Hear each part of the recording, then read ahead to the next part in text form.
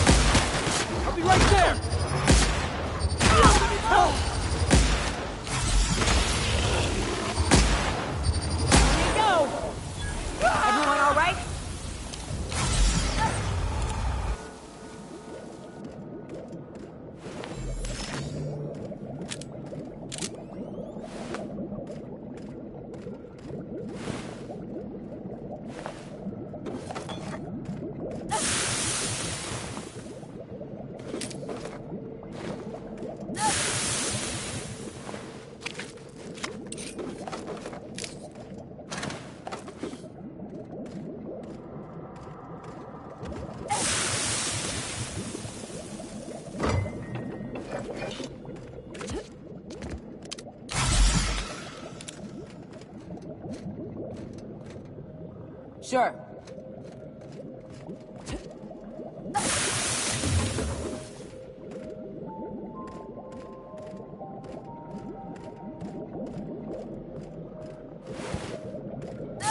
On my way.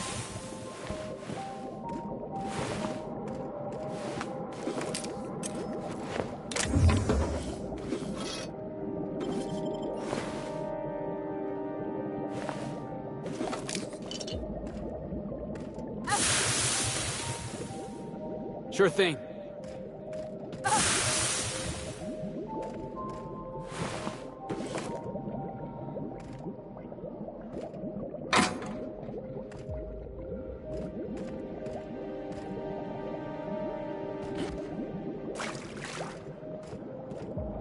Making tracks.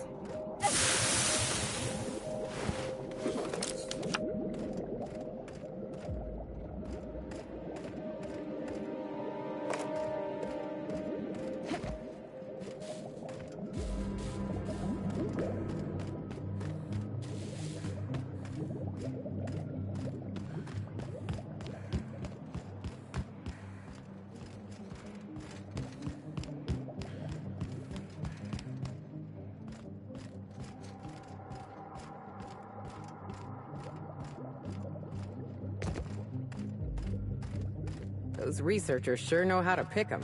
Let's grab that comic and get.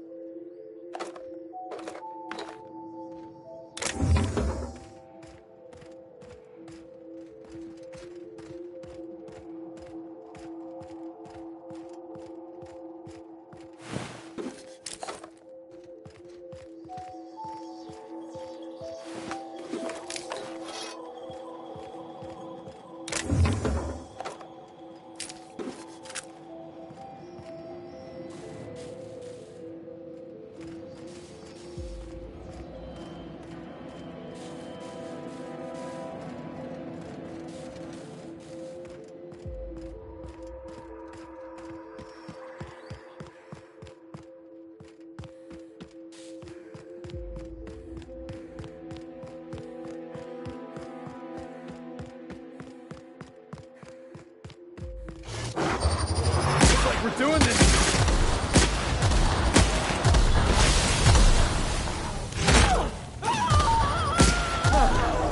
I was just getting started.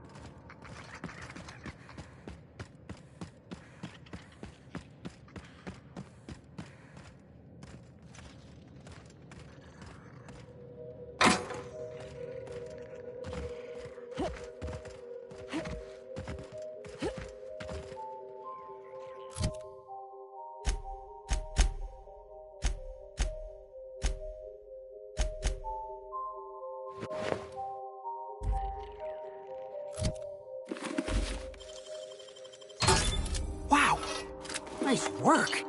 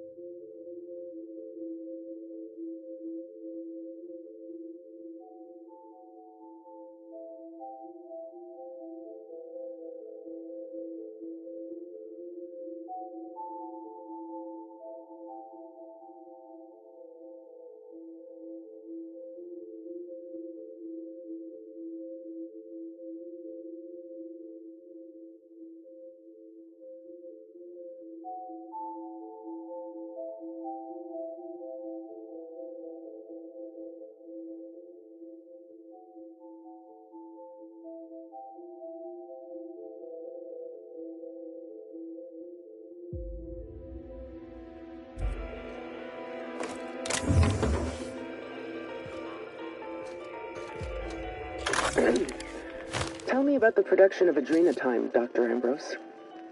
I hear Compound X is a unique challenge to work with. It's temperamental.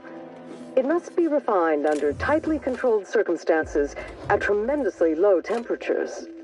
Do you compound it with anything else? Tell me more about your refining process. Our audience is conversant in the sciences, very detail-oriented, so don't be afraid to get technical. Last time I met you, you spoke like a groundbreaker Bildersprat. Why the sudden airs, and such specific questions? Does your minder know what you're up to? Does he suspect you're a spy? Pardon me.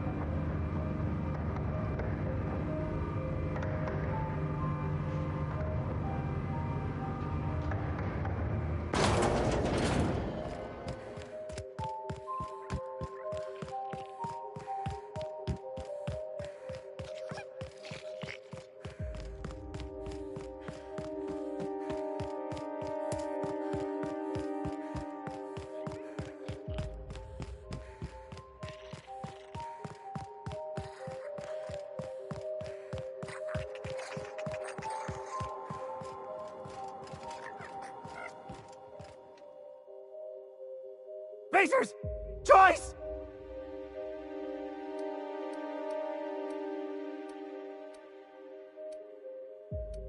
The finest dust-covered goods money can buy.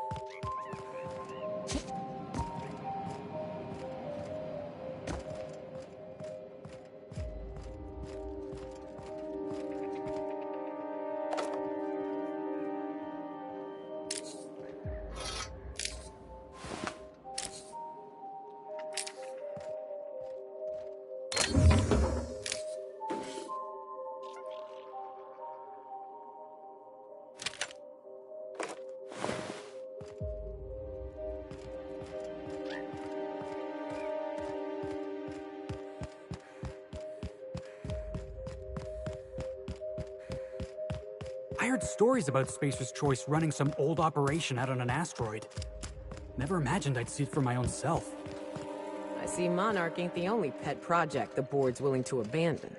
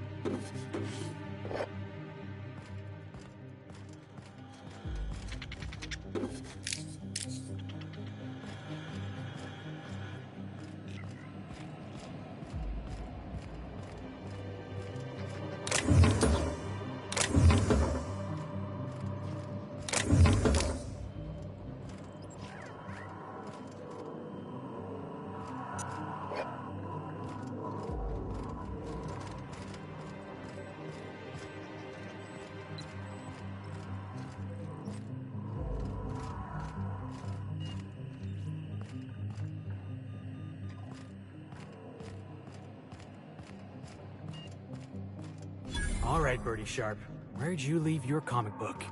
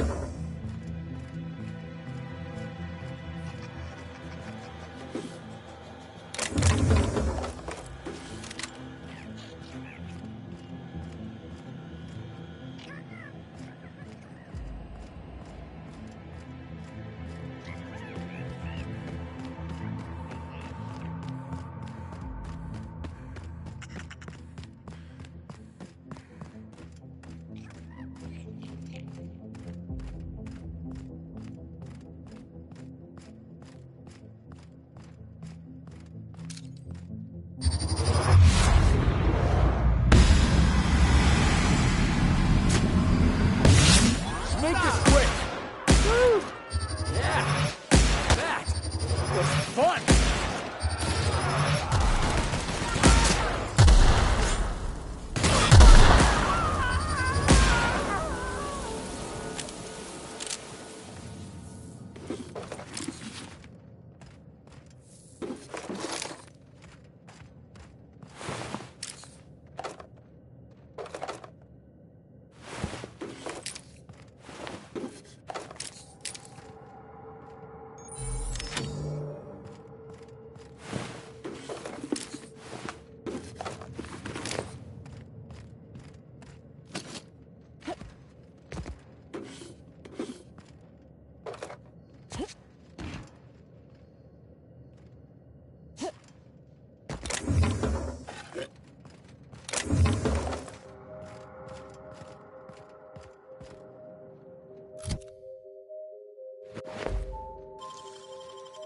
Great work.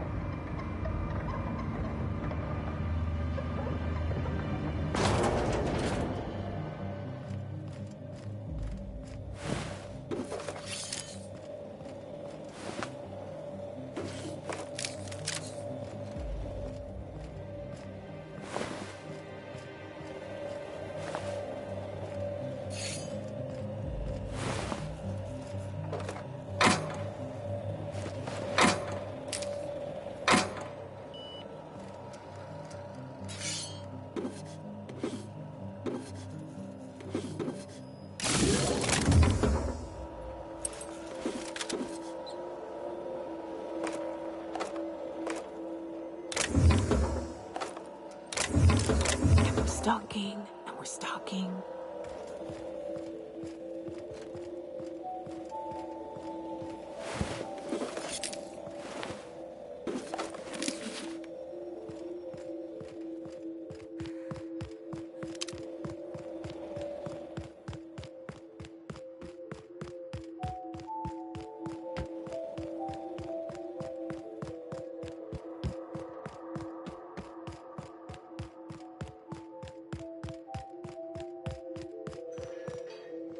Hey again, stranger. What can I... All sorts of...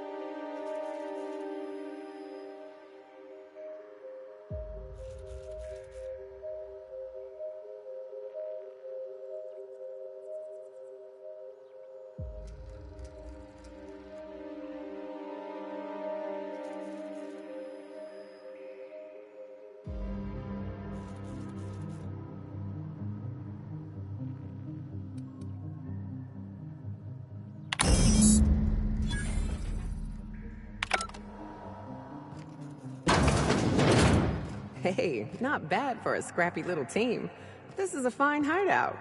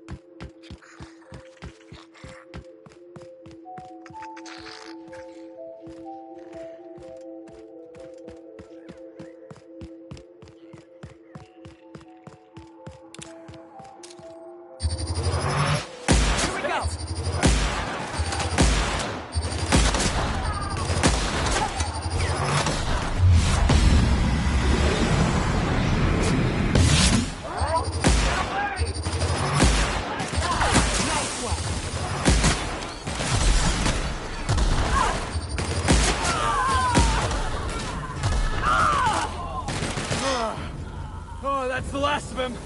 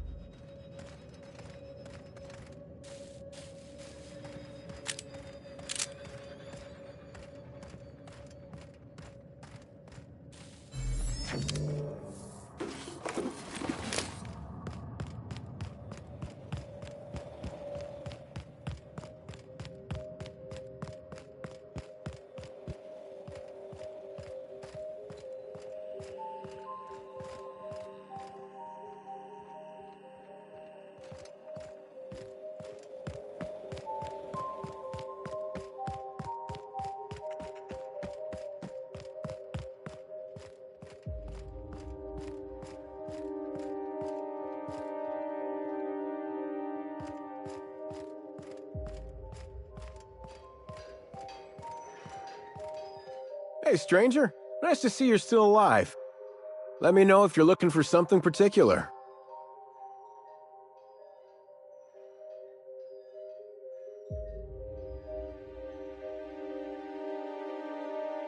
All sorts of salvage and weapons, and plenty of.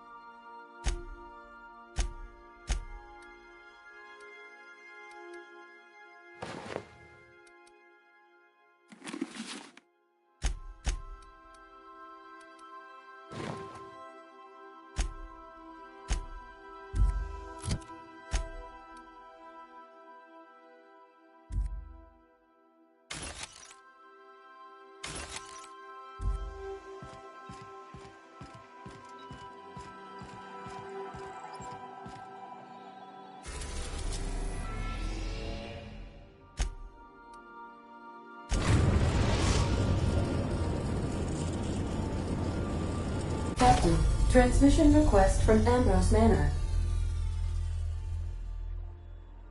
Captain! Imagine my surprise when I saw the Unreliable leaving Gorgon with so much urgency and purpose. Tell me you found Mother's journal. I'm positively dying for good news.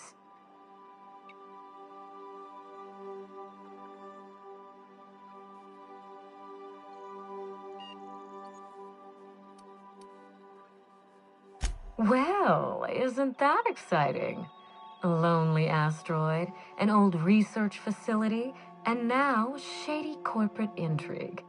And here I've just been doing the crossword. Any promising leads on Mother's journal? I've watched enough detective serials to know that a promising lead can get you anywhere.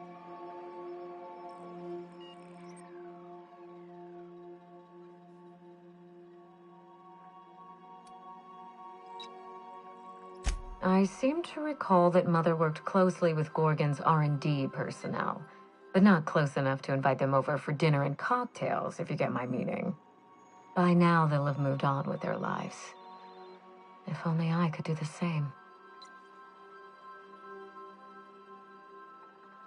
I knew Mother was involved with some important chemical trials, but I had no idea her pet project was adrenatime. Adrenatime is a working man's stimulant, like a caffeinoid. Very popular at launch, though the marketing quieted down over time.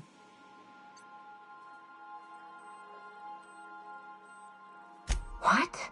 No.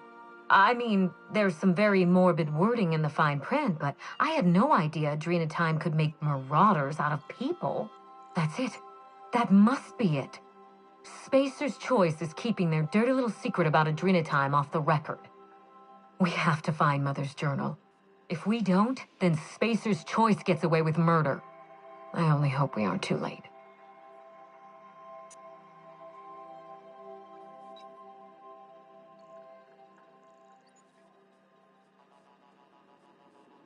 Adrenatime was touted as the working man's best friend.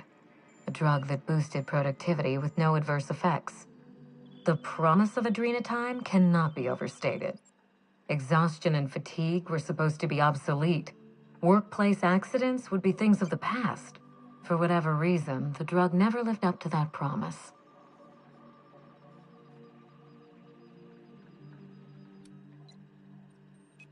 I don't know. And thanks to Spacer's Choice, we may never find out. I know that I'd like to see a colony where the promise of adrenatime was fulfilled, and I doubt I'm the only one.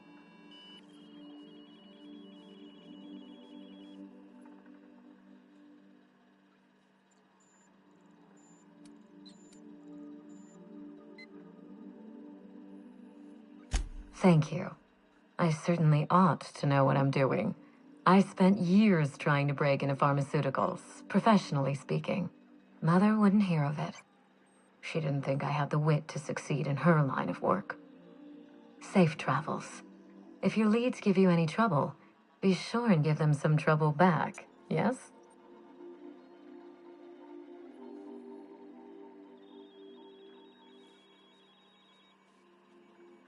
Ta!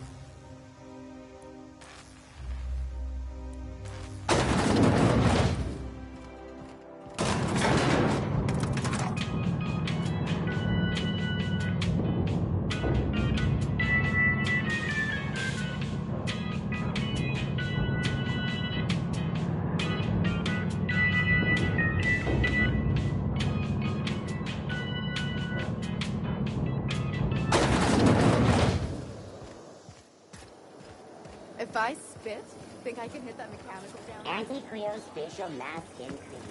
Leaves you feeling fresh and tingling. Do not operate heavy machinery for 2 hours after application. I only wish they weren't showing... Spacer's Choice Adrena.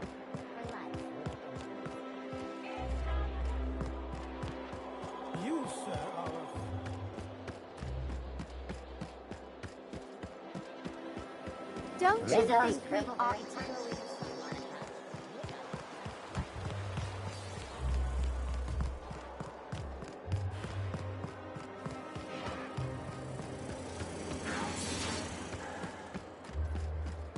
You must be... Oh, there. That's one right there. Can't you just see the step...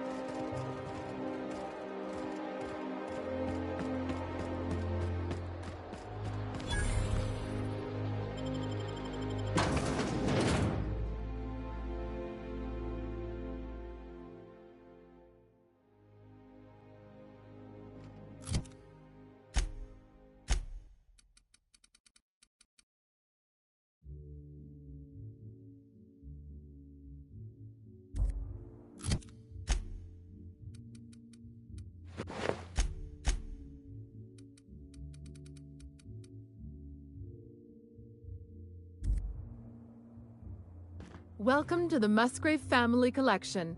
Still a work in progress. Are you wearing a Jolliker original?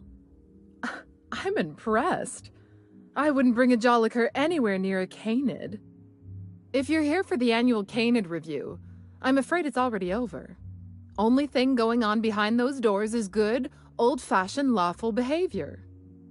This greeting constitutes your confidentiality agreement.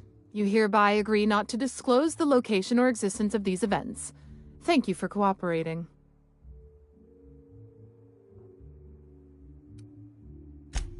Exactly. You do catch on fast. Now then, how can I help you?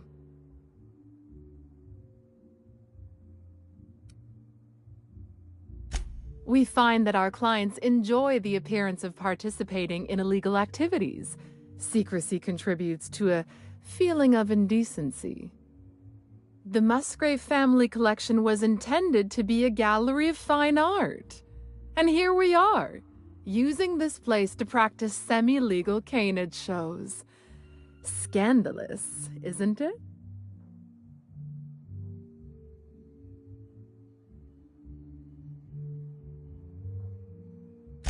That's privileged information. I really shouldn't tell you.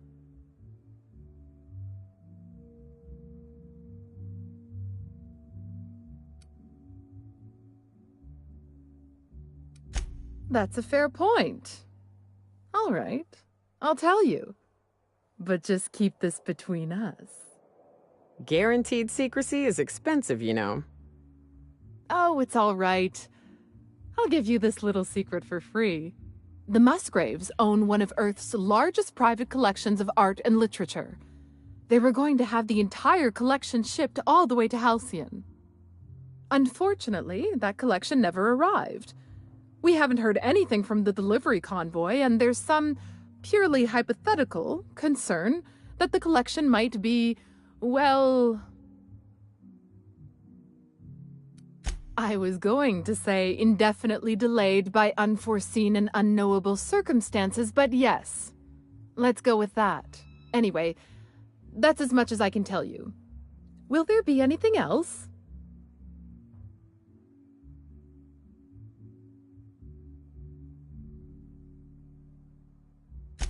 Mr. Mostly is indeed attending our event, although I am disappointed to discover he did not officially enter his Canid Laplace into our competition.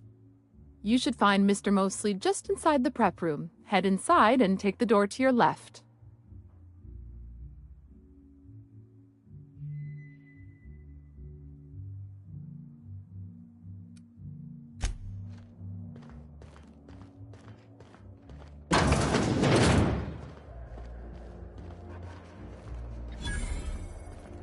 Oh, just hear me out. It's a brilliant idea. Is this the Canid?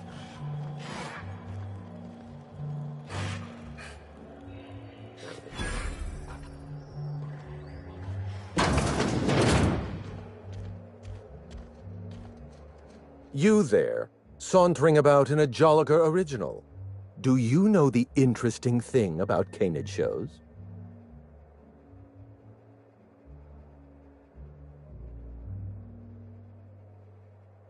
Mathematically speaking, the interesting thing about Canid shows is this. They're an exercise in futility. Winning is predetermined. Over time, the inevitable trend is that the race goes to the swift. Time and chance are just statistical outliers. In other words, if you put enough Canids through enough trials, the one with the most optimal attributes generally wins. Exercise in futility.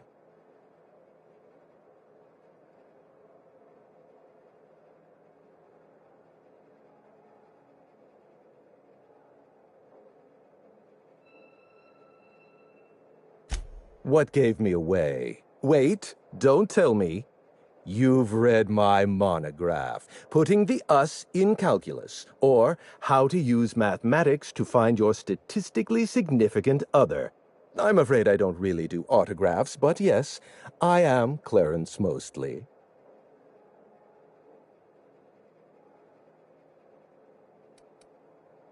Yes, that's us. Mostly oak trees, too. My grandfather invented them, you know. Well, no, he didn't invent mostly oaks, but he did purchase the naming rights back during the terraforming days. It's essentially the same thing.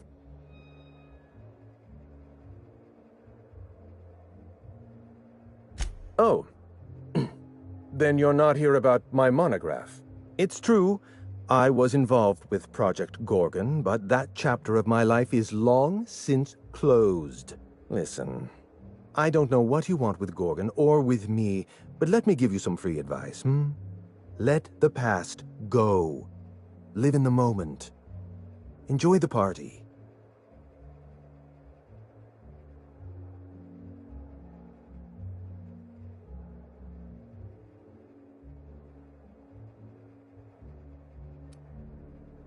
Let me hazard a guess. You didn't listen then, and you're not about to listen now.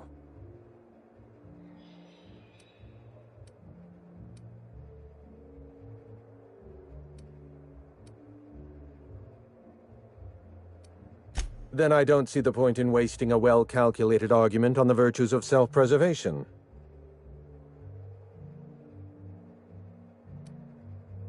Someone with resources. Security countermeasures require a special override. Whoever locked down the facilities must have been watching you. Lifting the lockdown won't be easy. You'll need to send overrides from the chem lab and human inquiry. I don't have that level of clearance, but I know two people who do. The trouble is, I don't know you. I don't trust you. I washed my hands of Gorgon, and you're asking me to dirty them all over again. I'm going to need a good reason.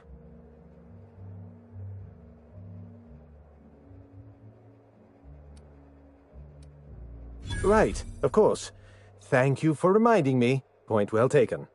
I want a favor from you. Do something for me, and I'll do something for you. That way we don't have to rely on mutual trust. A grand prize trophy to the Canid Review. I want it in my hands. Get me that trophy, and I'll give you the remaining researchers. Names, locations, as much information as I have.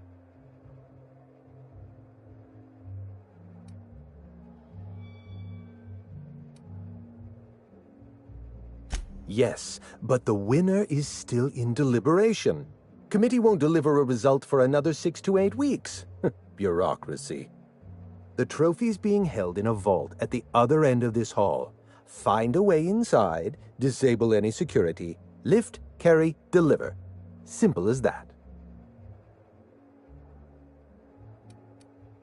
My Canid, Laplace, is statistically superior to every other Canid in this review.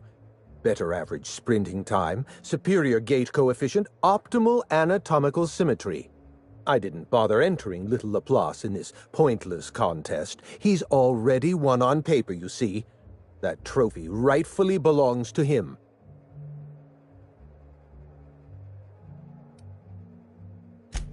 Oh, you're much too kind. Does this mean you'll do it? Head into the main hall and take the elevator down into the maintenance tunnels. You'll find a service passage that leads up into the trophy room. The maintenance tunnel is the only way up into the trophy room. Some technician barred the door shut on our end. Ask Tilda Coatsworth about it, over by the podium.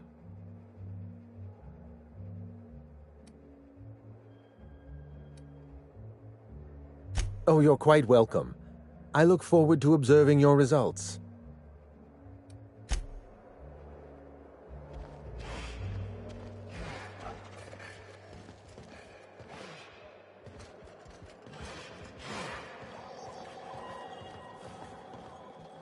My goodness! Is that a Jolliker original? If you wanted to show off, you're a little late for the Canid review. Don't stand too close to the Canids. You don't want their bladder issues all over your suit.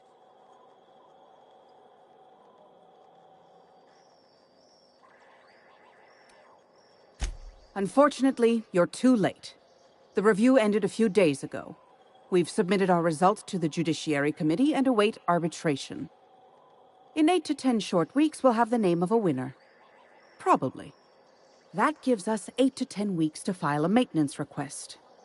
Our technician barred the vault door and then disappeared without a trace. Can you believe that?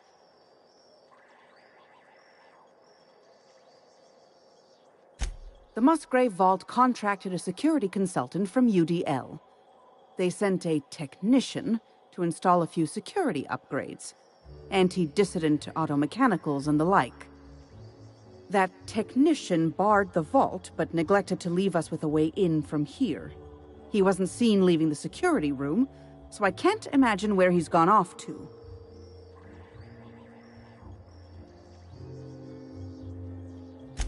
The tunnels are guarded by automechanical security. I don't look nearly boorish enough to resemble a UDL guard, so they'd probably shoot me on sight. In any case, I'd rather not step foot in the tunnels. The tunnels are for disposing of unwanted refuse, and no place for a respectable Byzantine.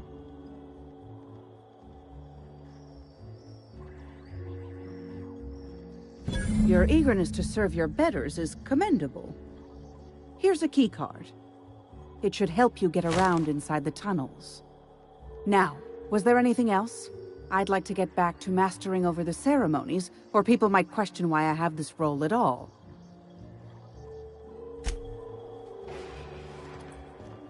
It's not Canid hunting I object to, it's the impropriety.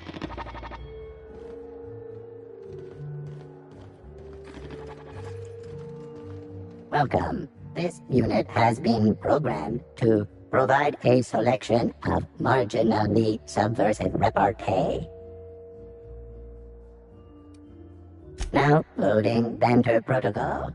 Indecency ratio set to 15%. Did you know that Canid reviews in the premises of Byzantium are a violation of board protocol and may result in a fine of up to 400 bits? How subversive.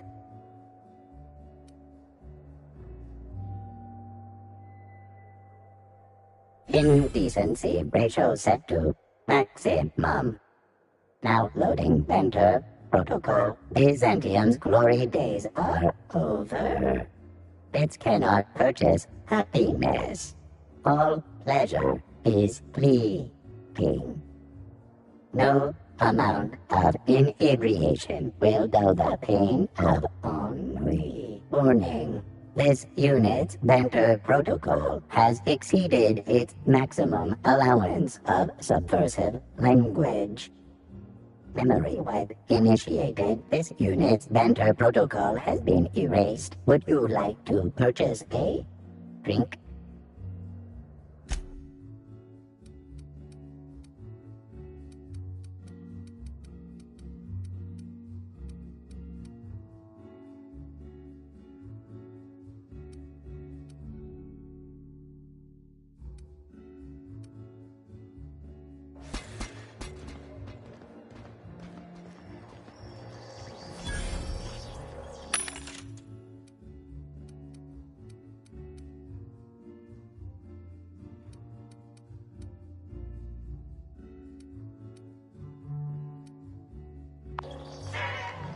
How long did you say Musgrave was gone?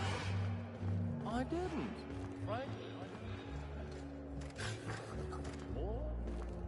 He said he was off on some type of beautification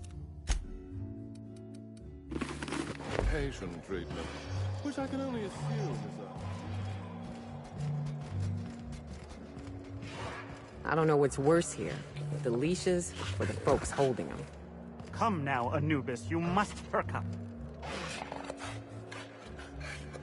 Oh, I think he likes you, boss.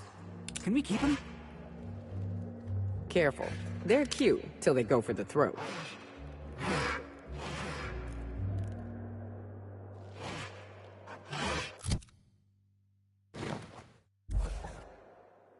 Is that a Joliker? Great. I'm going to embarrass myself in front of my betters. I don't suppose you've any formal training in canid husbandry. I really am at my wit's end. It's my little Anubis, you see. He's listless and miserable.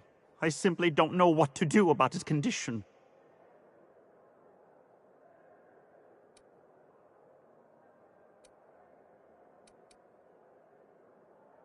You must understand, Anubis is a very picky eater. He dines exclusively on Terra 2 Saltuna, none of that rubbish from Monarch. Unfortunately, we've had a bit of a shortage lately. He's so miserable without his Saltuna.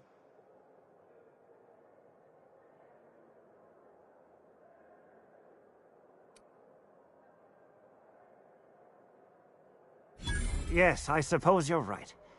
I doubt all this excitement is doing any favors to his digestive system. I suppose I have been spoiling him with Saltuna. He could use a change of palate. Oh, I do have some limited edition Rizzo's CCN 76 chocolate bars. Really? I had no idea. I suppose I'll just treat him to some Spectrum Violet then. You've been a world of help. I'll leave a good word on your permanent record.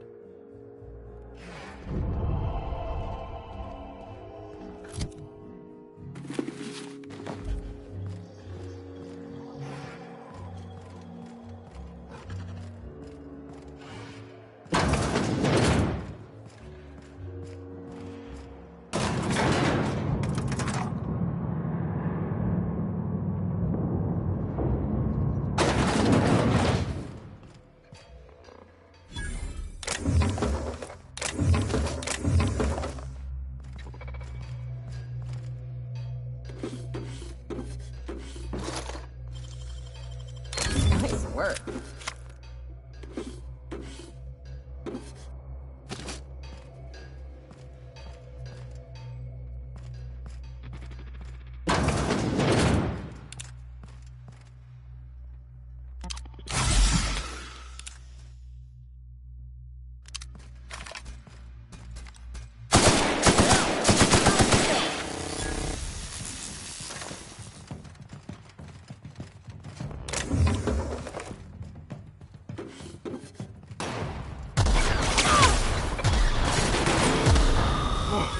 That's the last of him!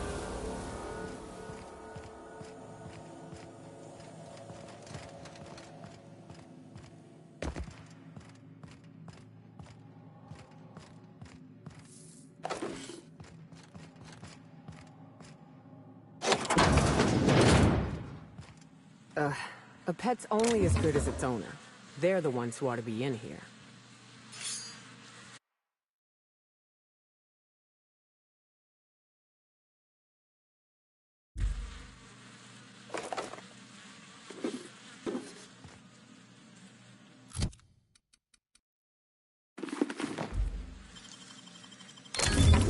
Wow, how'd you do that?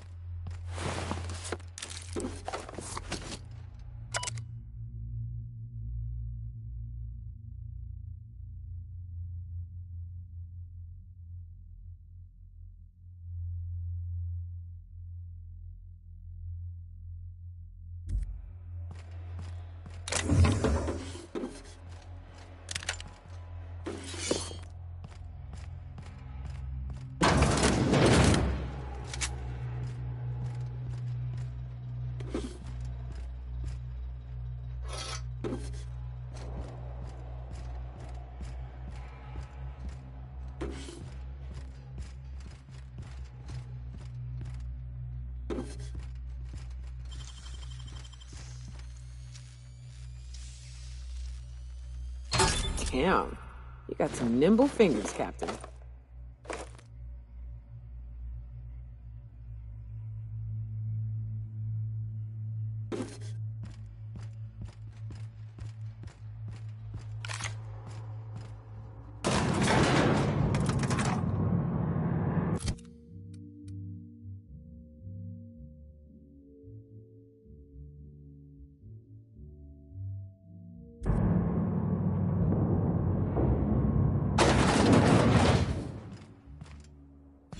Wrapped among the rocks. Wow, that trophy's real gold? Oh, I figured there'd be chocolate inside.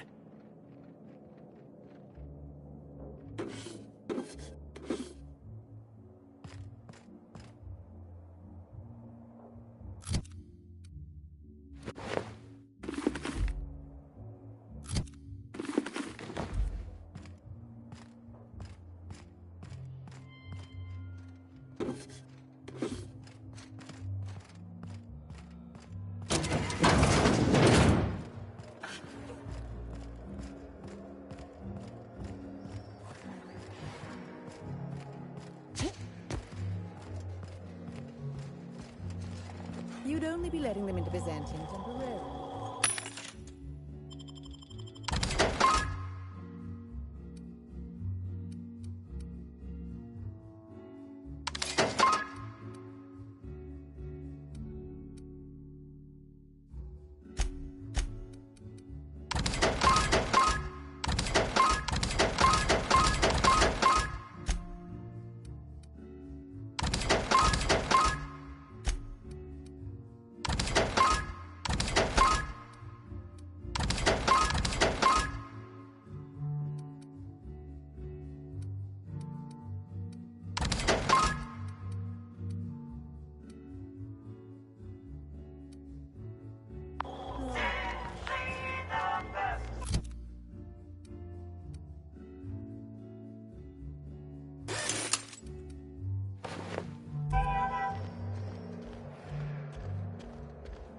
Jolliker's outfits have been linked to a 12% increase in mild to moderate neck injuries as a result of so many heads turning.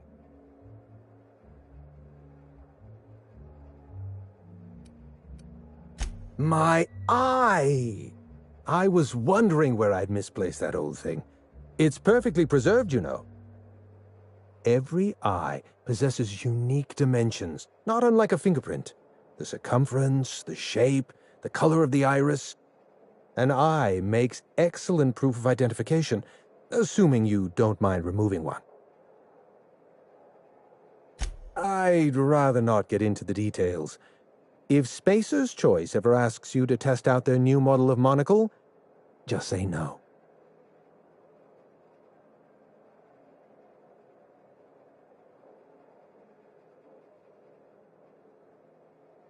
Well, that's rather responsible of you. I'll put a good word in your permanent record.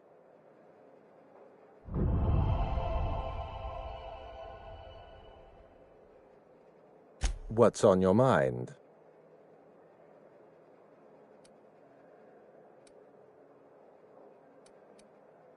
Dead canids in the service tunnels. Domesticated canids? Why, that's utterly revolting.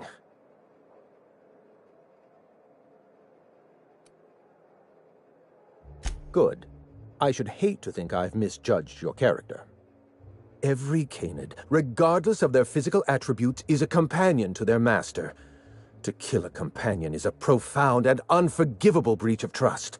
I'm glad I chose not to participate in this loathsome canid review. I will, however, take their trophy.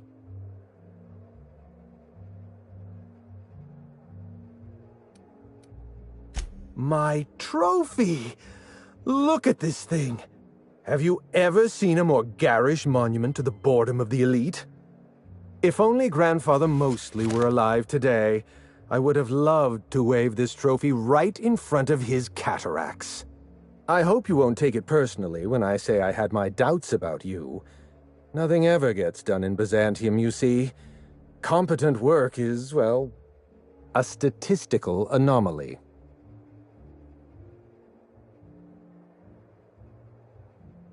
Lifting the emergency lockdown requires overrides from the Chem Lab and Human Inquiry. Access to those facilities requires authorizations from 2 senior-level researchers. Marion Blakesley, Jasper Lowe. They went into hiding after the project collapsed, but I've managed to calculate their last known whereabouts within a reasonable margin of error.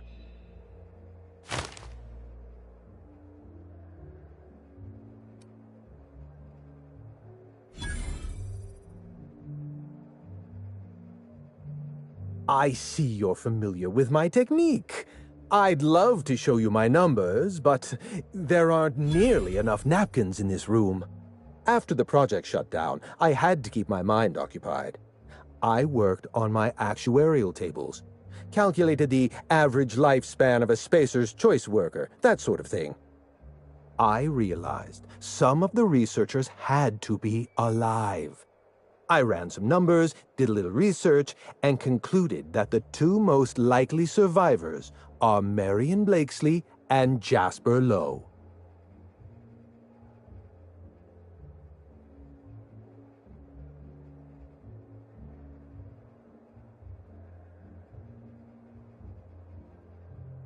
Nonsense. I just needed a good old-fashioned statistical problem to busy my mind. Keeps the faculties lubricated.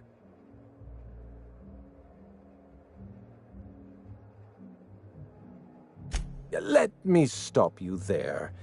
I don't accept anything for free, and if you're going to analyze me, I'd have to go through the trouble of hiring you on contract. Think what you will of my intentions, my calculations are sound. You'll find Marion Blakesley and Jasper Lowe at the enclosed locations. As far as I know, Jasper Lowe and Marion Blakesley are the only 2 surviving researchers with high-level clearance. If you want to lift the lockdown on the manufactory, you'll need to send an override from the Chem Lab and Human Inquiry. I'm afraid it's the only way.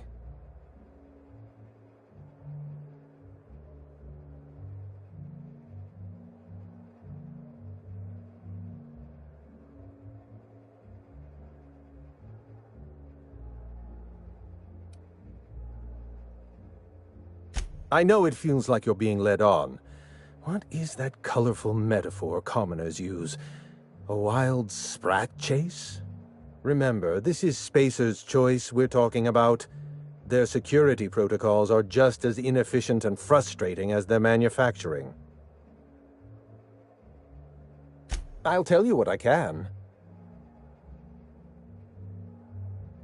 Dr. Marion Blakesley supervised the Human Inquiry and Auditing Facility. Live subjects, measuring tape and syringes, that sort of thing.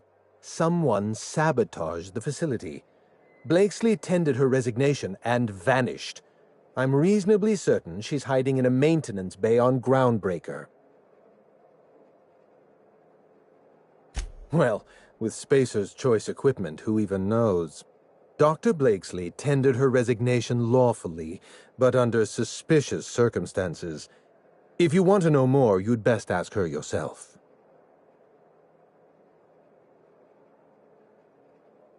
I'm asking you to trust in the predictive power of data. Dr. Blakesley may have disappeared after that sabotage incident, but the trajectory of her life was implied in her permanent record. Dr. Lowe described himself as a dazzling genius in his review. I disagreed. Of the 19 criteria that constitute the rubric of genius, Dr. Lowe only met 15. After the project shut down, corporate traded him off to Anti-Cleo in exchange for 5 lab coats. He's been transferred to an orbital lab around Olympus.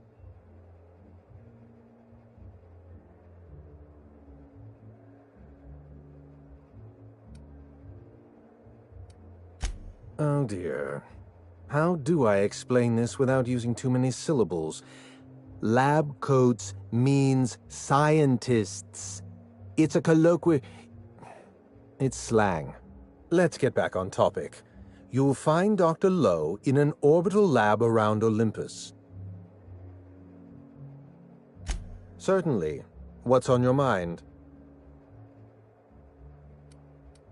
Let's try to keep it down, shall we? At least pretend we're being discreet?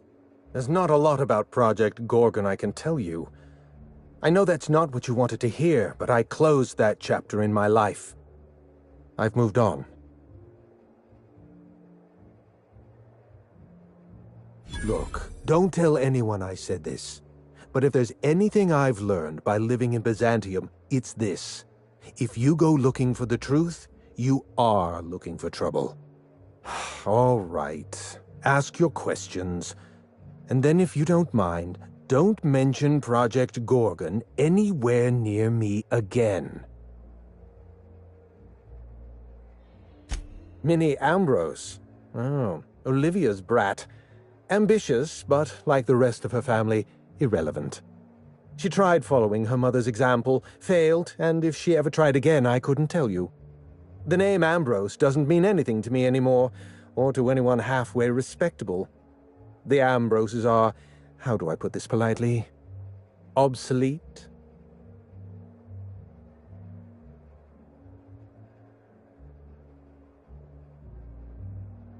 A family's name is only as strong as its enterprise. The Musgraves have Rizzos, and the Schuyler's have Auntie Cleo, and so we show those names the respect they deserve. The Ambrose name was associated with Project Gorgon. The project died, and so the Ambrose name died with it. That's just the way the game is played.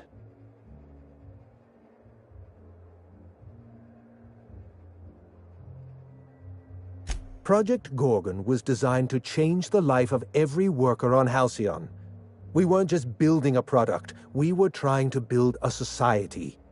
How many workers call Halcyon their home? What do they eat and when? How long do they sleep? How hard do they work? What are their most productive years? When do their organs begin to fail?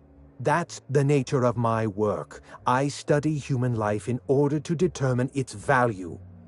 Jewelers appraise diamonds, and I appraise people.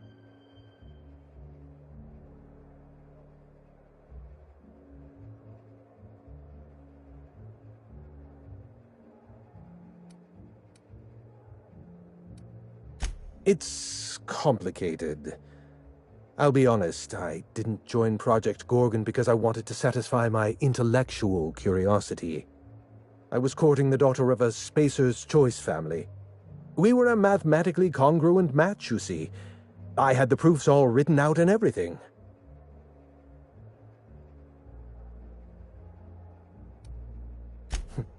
Everything. Every project has a margin of failure. We expect setbacks, complications, delays. Project Gorgon experienced a cascade failure. One mistake precipitated another, and another, and another. The labs failed to develop a safe drug. Human Inquiry failed to perform their tests responsibly.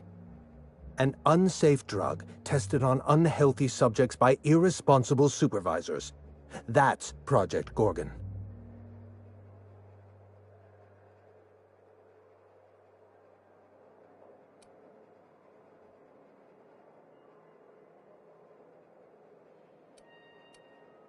Anarchy is not a crime. It is a symptom. The undisciplined workplace secretes anarchy the way our glands secrete enzymes. It's a principle of science. Sabotage came first. The chem lab, Human Inquiry, even my own office. Sabotage broke the discipline of our workplace, leading to confusion, leading to escaped subjects, leading to anarchy.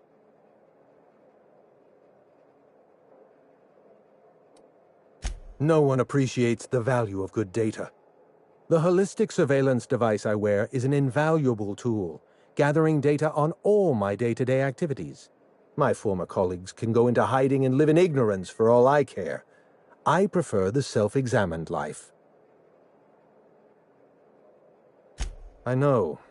Project Gorgon was a failure of leadership. Leadership to which I belonged. I should have pushed for stricter supervision. We gave the other departments too much freedom and not enough oversight. Spare the rod, spoil the servant.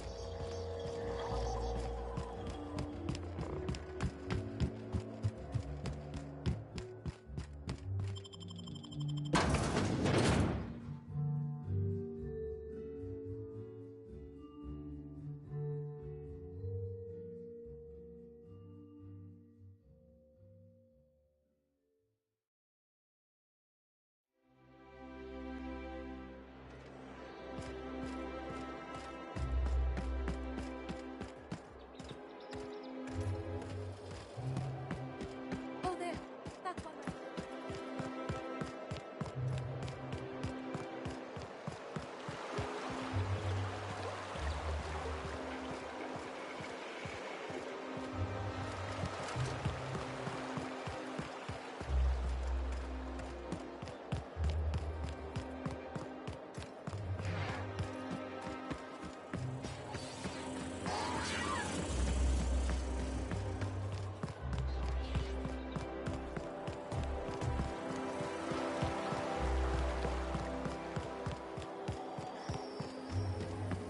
All right. How does this sound? Rizzo's knock you out long. A CCN 76 milk chocolate bar.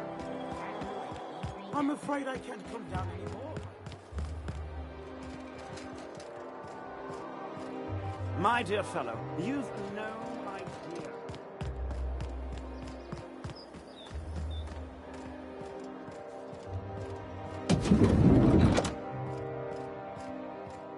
Looking for weapons? You've come to the right place.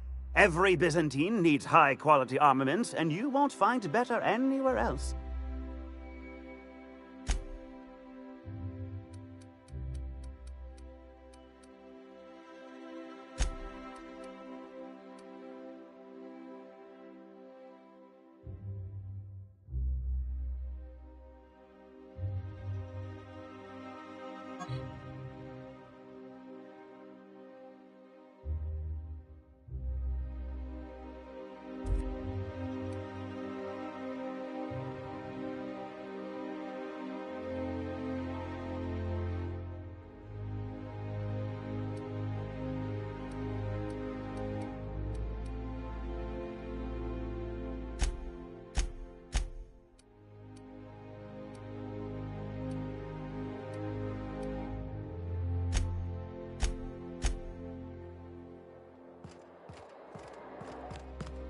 The dissidents actually took over.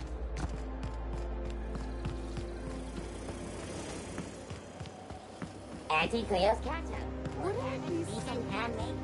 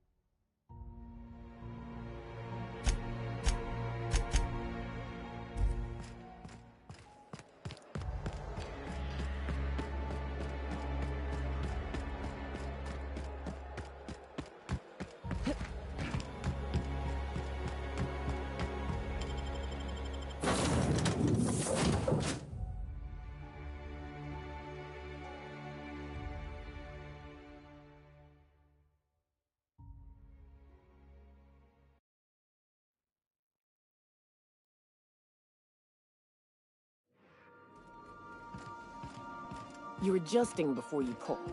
You're anticipating it.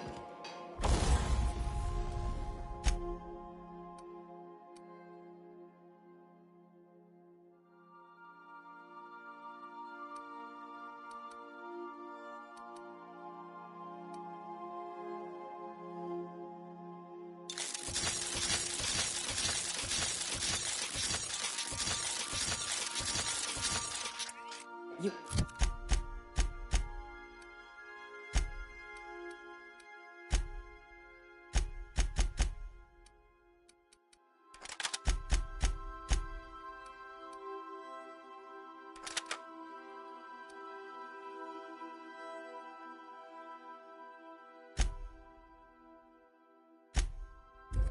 Of course I'm anticipating it. What if I shoot a friend on accident? That's on account of your stance. A little lean into it.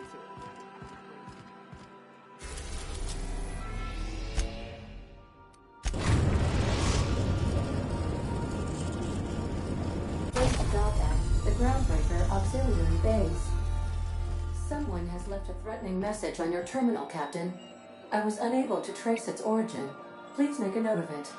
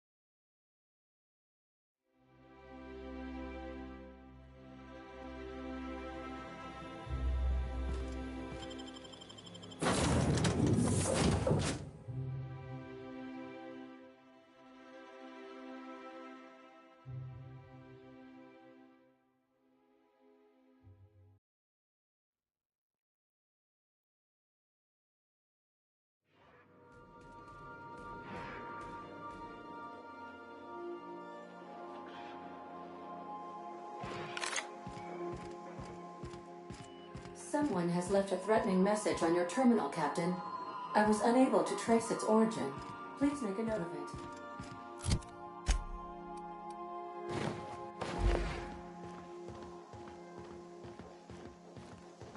You ever notice how our crew's a lot like that crime family from The Masked Marketeer?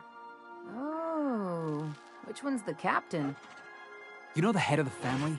Never shows up on screen, but everybody's scared of him? That's the boss. And everyone's got different theories about what they're really up to? I can see that. And what about me? A scion of Byzantium turned to banditry? You've got to be the Masked Marketeer.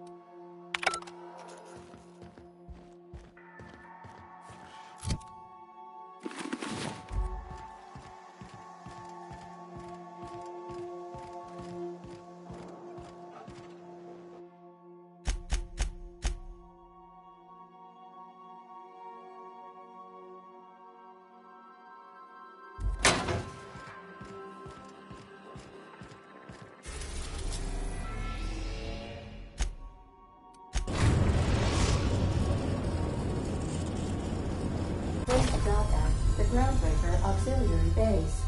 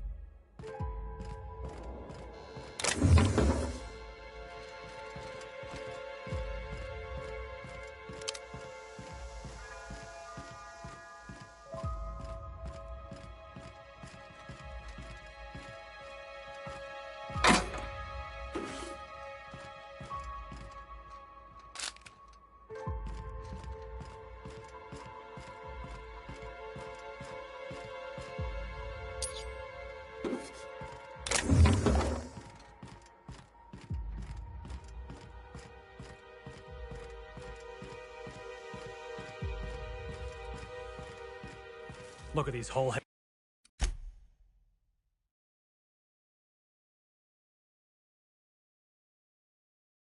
heads walking around like they run the place.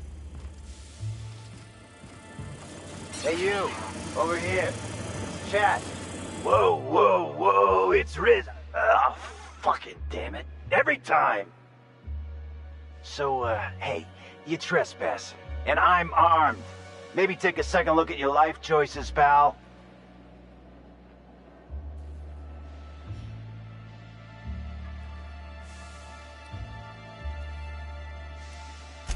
Jimmy used to work security for Rizzo's before he got fired for...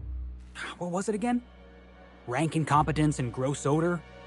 Or was it gross incompetence and rank odor? Oh, you think you're funny, kid? You want to hear a little jingle? I'll get your head ringing. I've seen these guys around.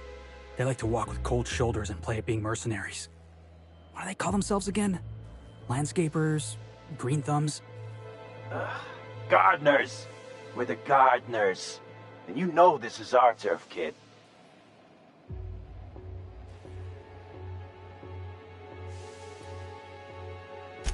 We ain't subversives. We're gainfully employed.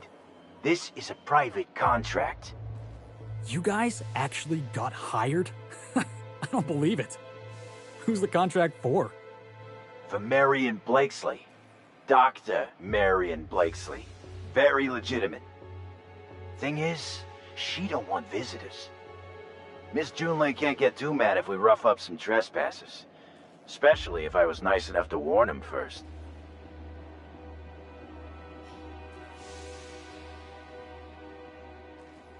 Huh?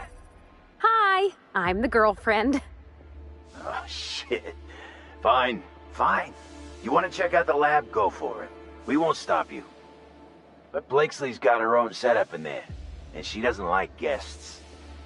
So, if you get shot, I'm telling Junlei I never saw you. This one's clear, guys. Nice one, Captain.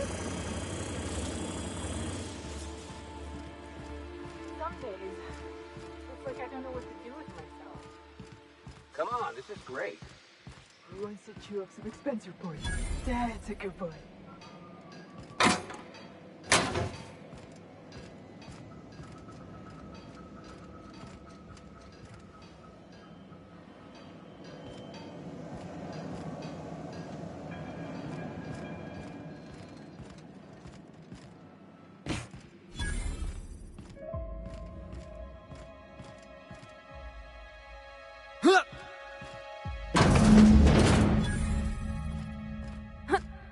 You have to be kidding me. I thought I made myself clear.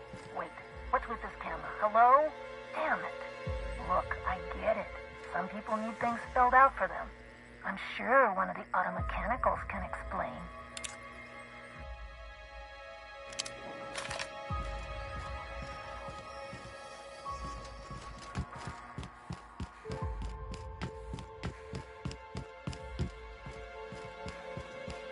must be a step up from horseback.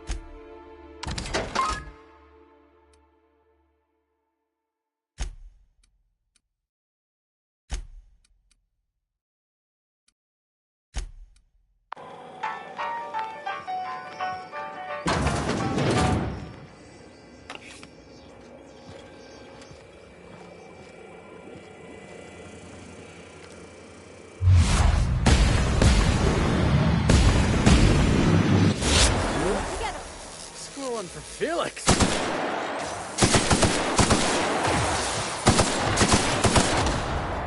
Doing all right?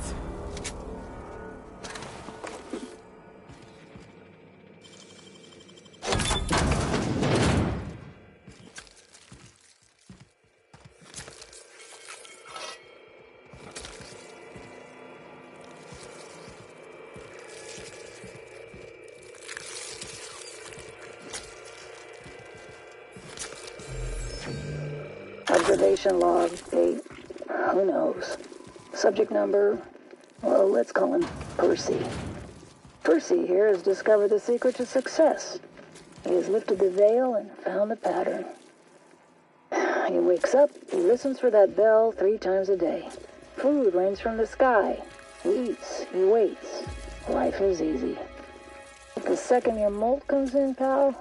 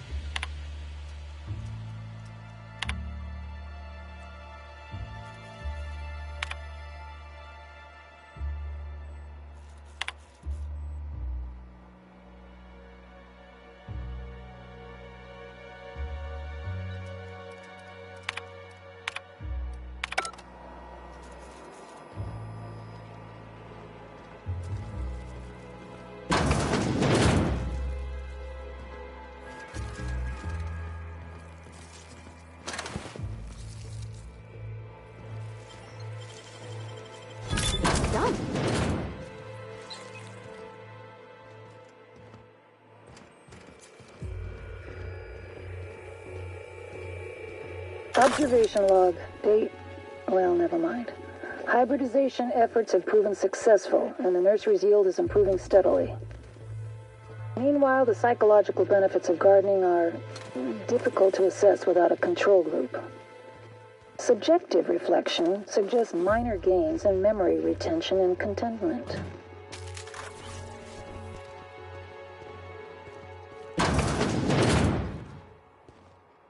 Oh, aren't you handsome?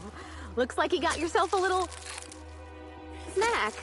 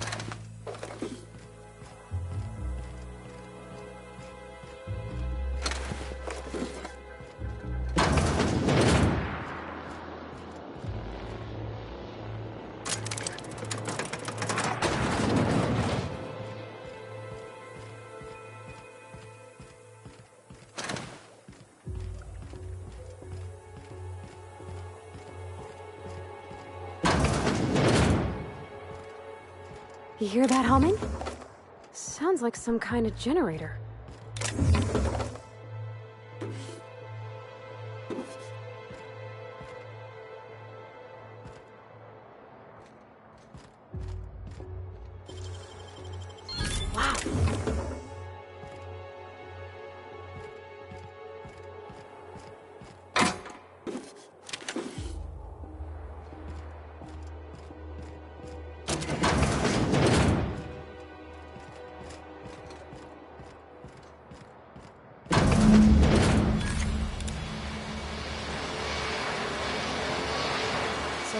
fuck?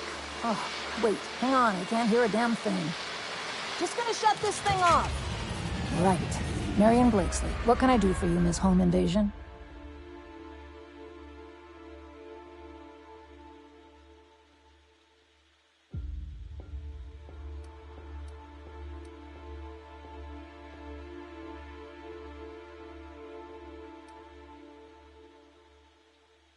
Hey, a lot of money went into corralling that pack of trigger-happy washouts.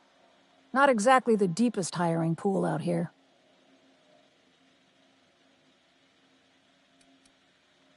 Oh, sure. A real gathering of bright minds. Gorgon. I holed up in a forgotten cargo bay of a rotting colony ship just so I could never hear that name again. But here you are.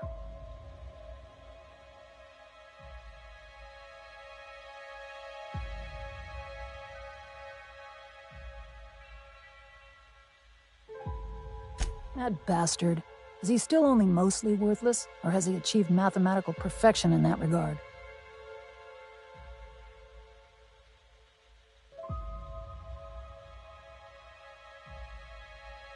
He'll be on to the next hobby in a week. Clarence lacks the attention span for this sort of thing. Someone wants to dig up the past, and you're the shovel, right?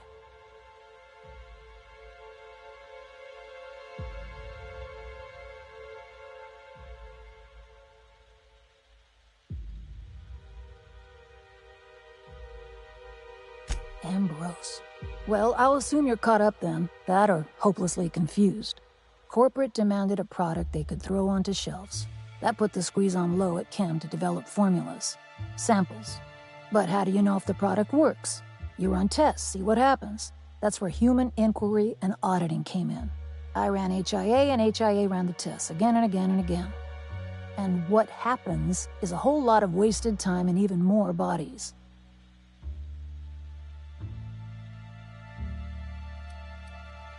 You met the gardeners. They're nothing but overgrown canids, but people love their fancy names.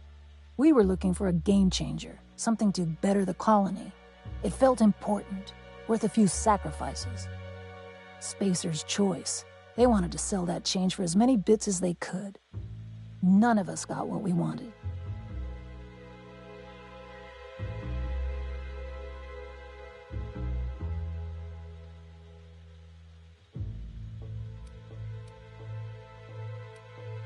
You've heard the adverts, right? Work day and night, still feel refreshed the next morning. Now, what we tested for was dexterity, efficiency, compliance. The traits of a good employee. Numbers never came out right. I could have pumped gallons of those chemicals into every living soul in this colony. Wouldn't have changed that. What we got was marauders.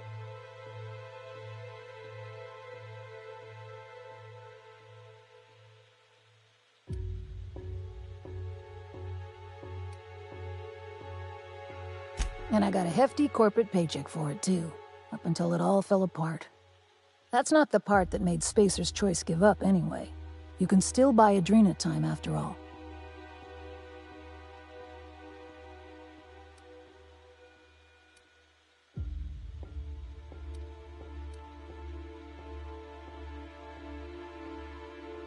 I was a good scientist.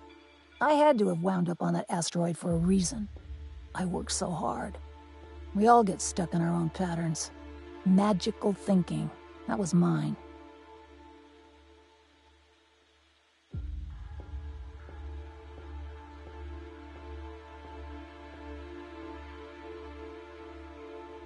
Regrets don't add up to much. Anyway, turned out it couldn't go on forever. Someone sabotaged the facility, freed the test subjects. Spacer's Choice wasn't getting much use out of us anymore, so they shuttered the project, kicked Adrena time out the door. And I came here.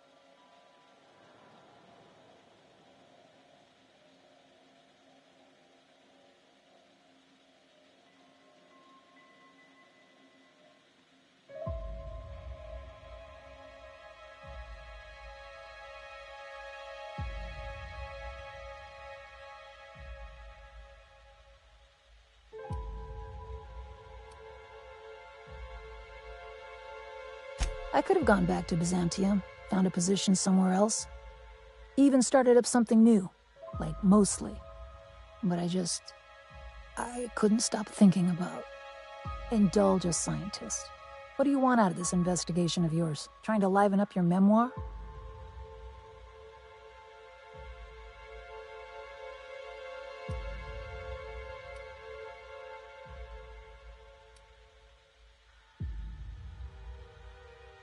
Gets them every time. Your crew feel the same? Heck of a world out here for the shy types. What do you get out of headbutting murderous auto mechanicals for your captain here? A family. Or something near to it. We don't always get along or nothing, but what family does? Fair enough. That's all I've got. Here, I still have this pass. Don't much feel like hanging on to it anymore. Made my exit the moment the project started falling apart. Had to steal some credentials. This should get you into the volunteer induction entrance.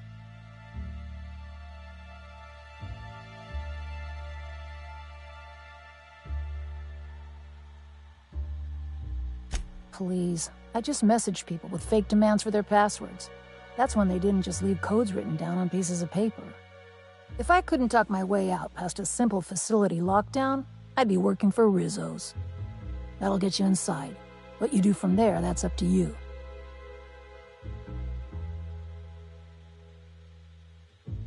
Come on, I've left it behind me.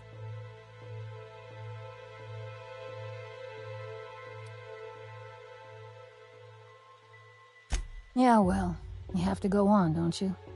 Guilt's a useless emotion. What good is thinking about the past over and over and over again?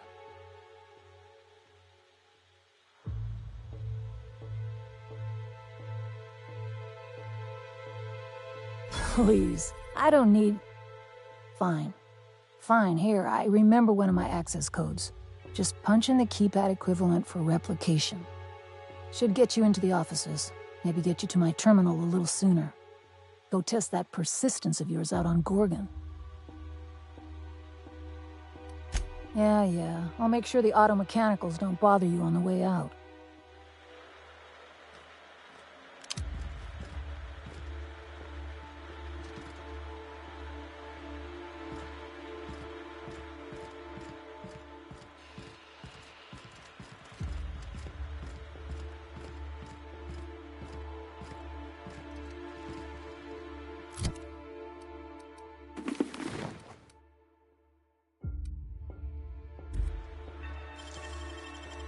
Great work!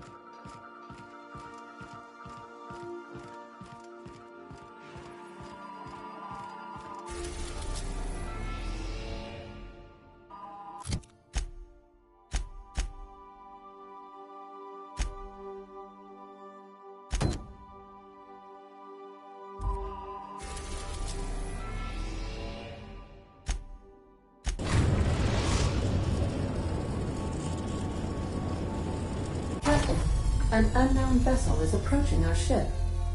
Their intentions are currently indeterminate. Once I deduce their intentions, I will play one of two audio signals.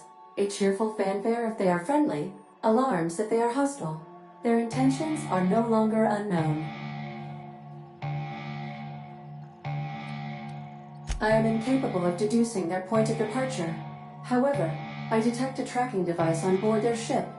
They must have been pursuing us across the system. The unknown vessel has deployed a boarding mechanism.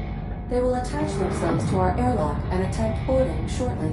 That sound indicates that a boarding mechanism has successfully attached to our airlock. Captain, I am pleased to inform you that we are currently in the process of being boarded.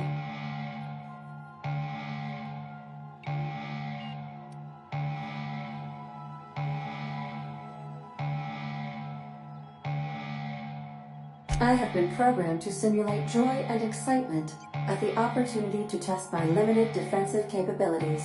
Captain Hawthorne installed a lethal shock trap on our airlock in the event of an invasion. I am prepared to deploy this trap at a moment's notice.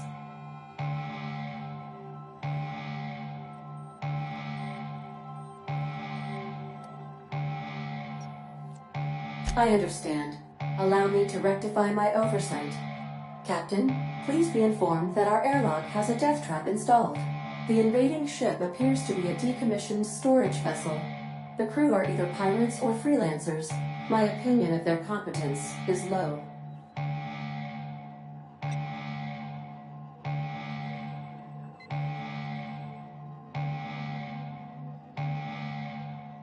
Their ship is using a tracking device too sophisticated for their primitive astrogator. I conclude they are receiving outside assistance. If you prefer to make an escape, I can disable their boarding mechanism. However, as long as that tracking device remains on board their ship, they will be able to find us again.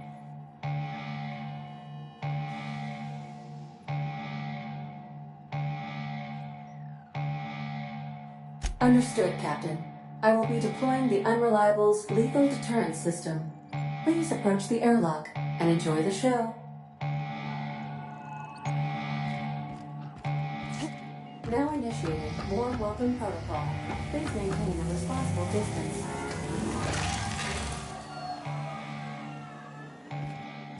Nice. Should do that again?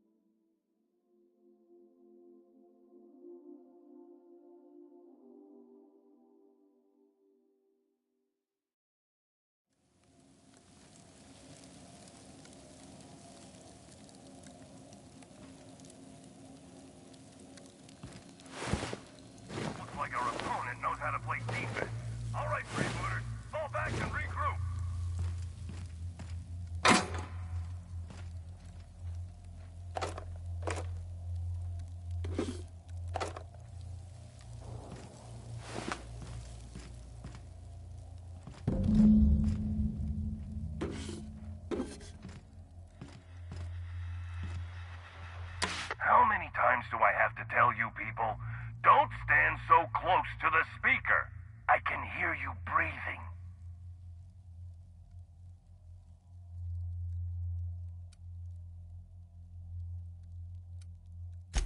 Unsportsmanlike and disrespectful.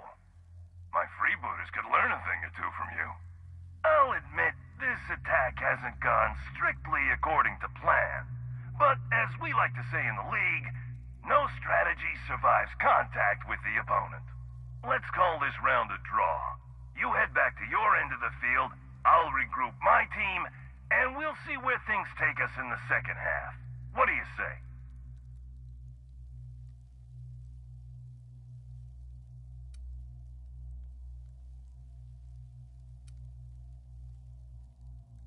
Like you wouldn't believe. First the macro wave broke down. Then our astrogator went on the fritz. Turns out the Unreliable is not an easy ship to track. I got a couple of contingency plans lined up. I just need some time to regroup.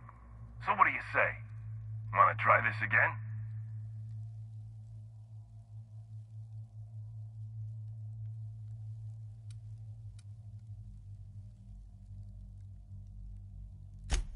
we're playing tossball. We're the freebooters.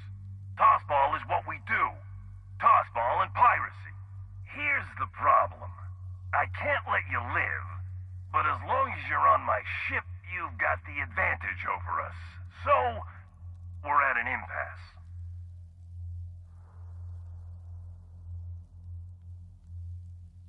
Couldn't tell you. Disclosing the identity of my alleged employer is strictly against contract. Also, impolite to ask.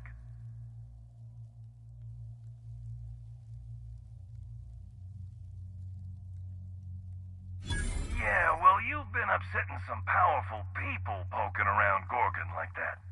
Ah, damn it. Forget I said that.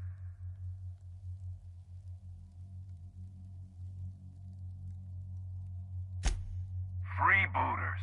Come on, pal. Respect the brand.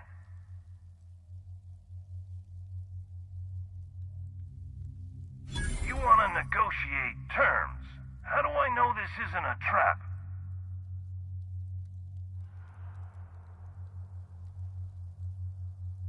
A meeting between coaches. Unconventional, but brazen. I like it. All right, I'm willing to parlay. Come speak with me in the captain's quarters. I mean the coach's office. Come up through the cargo hold. I'll have my players take a timeout. For now. The coach is ready to see you. Head upstairs.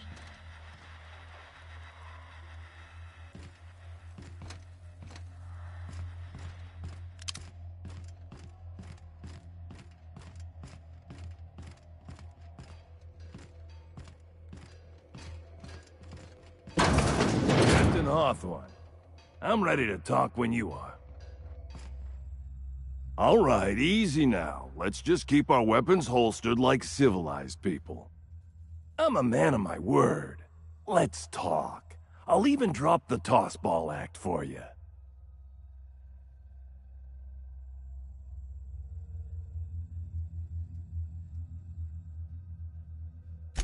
My team and I were contracted to apprehend the Unreliable, eliminate its crew, and dispose of the captain. I couldn't tell you who hired me even if I wanted to. The contract's anonymous. No names, no faces, just money and a target. I can't turn down a job like that, you understand.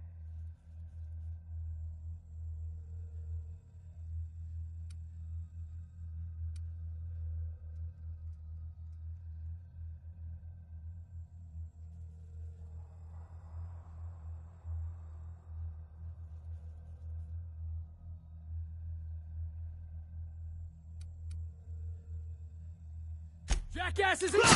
Opening fire! Go!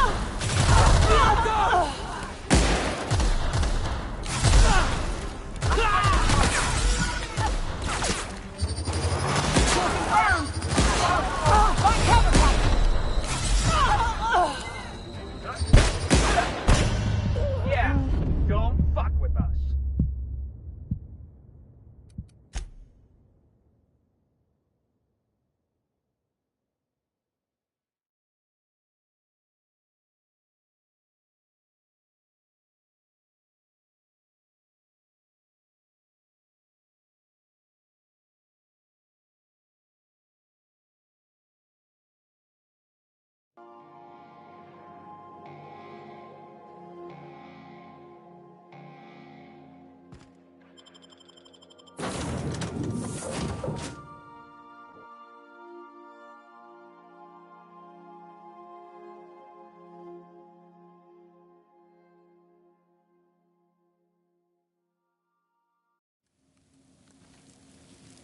Looks like our opponent knows how to play defense. All right, freebooters, fall back and regroup.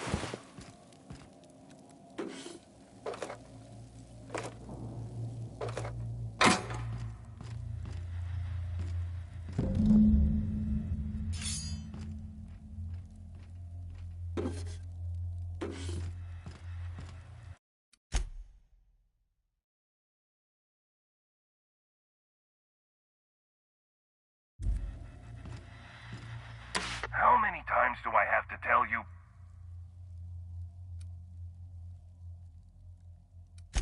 The goo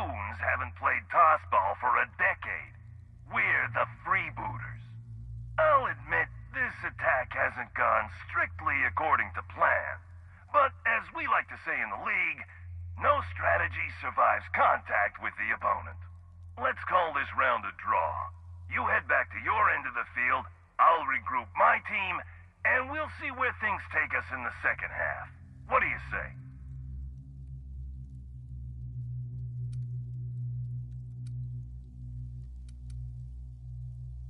How many times do I have to repeat myself? We're the freebooters, all right? Not the goons, not the clowns. Freebooters. Here's the problem. I can't let you live, but as long as you're on my ship, you've got the advantage over us. So, we're at an impasse.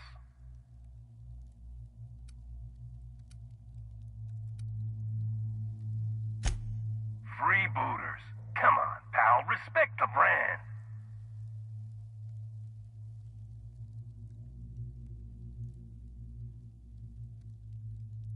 Couldn't tell you. Disclosing the identity of my alleged employer is strictly against contract. Also, impolite to ask.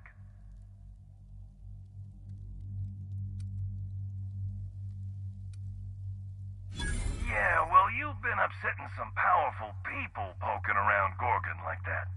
Ah, damn it. Forget I said that. You want to negotiate terms. How do I know this isn't a trap?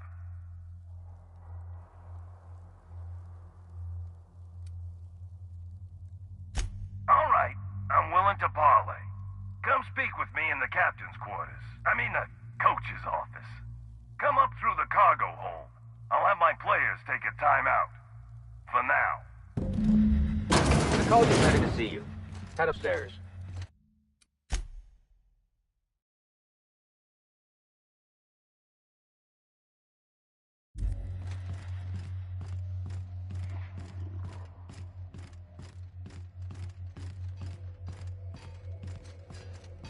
Captain Hawthorne, I'm ready to talk when you are. All right, easy now. Let's just keep our weapons holstered like civilized people. I'm a man of my word. Let's talk. I'll even drop the tossball act for you.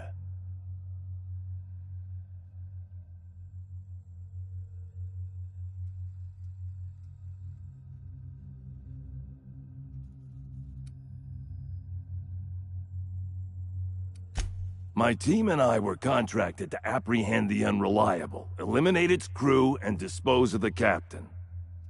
I couldn't tell you who hired me even if I wanted to. The contract's anonymous. No names, no faces, just money and a target. I can't turn down a job like that. You understand.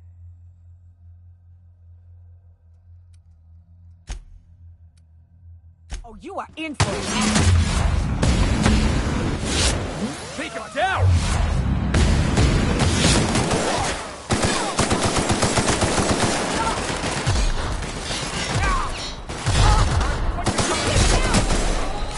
Logan needs help!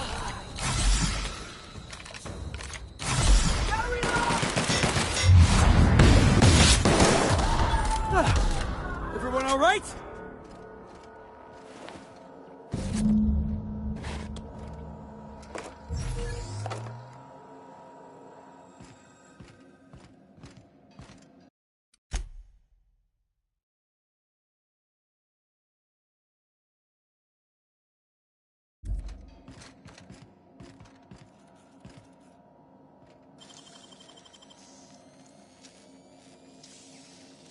Hell of a job.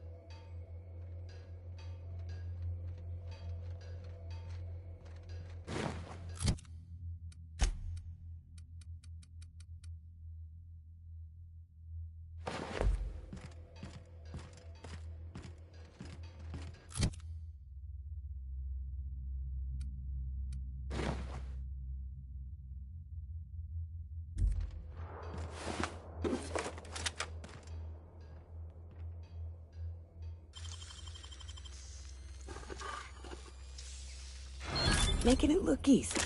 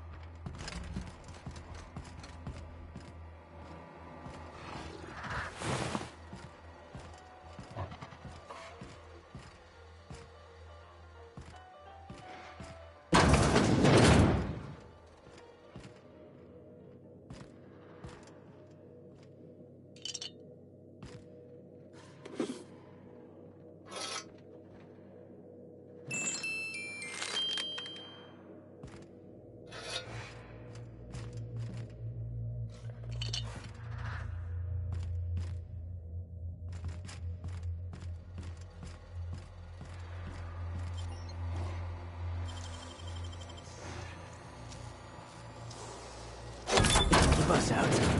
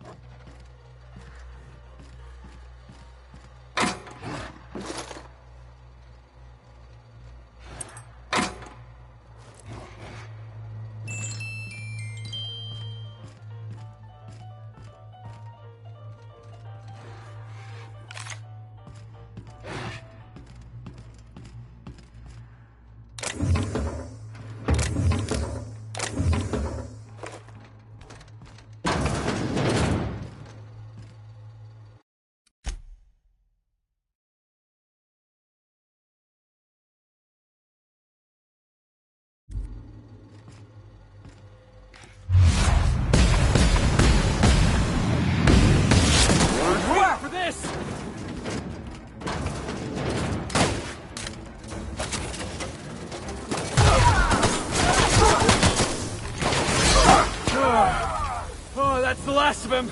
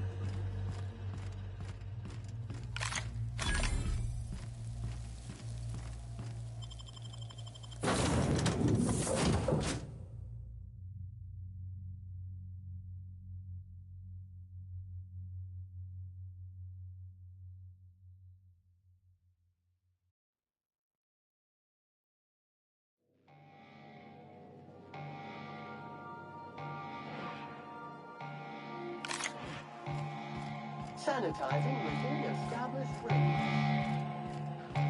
Welcome back, Captain. I understand you have resolved your differences with our former boarding party. Are you ready to depart? Understood, Captain. Resuming our course.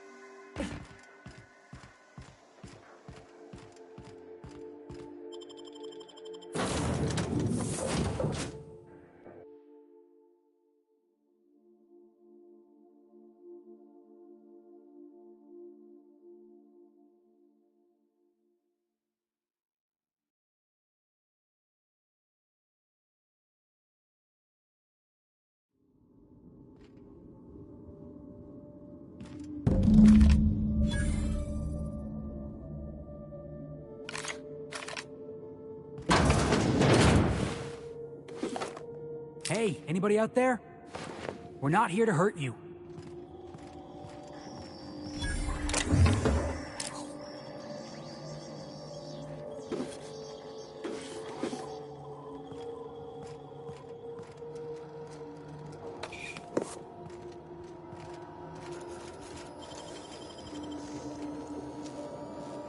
Making it look easy.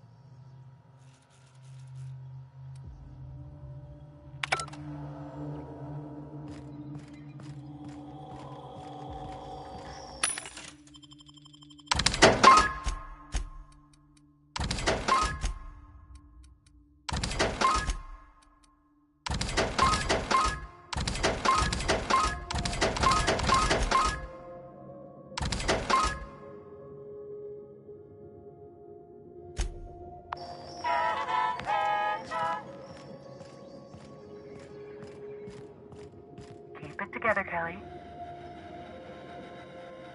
Just breathe, Kelly. Everything's gonna be all right.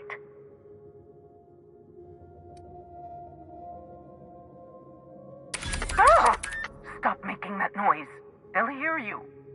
Who's out there?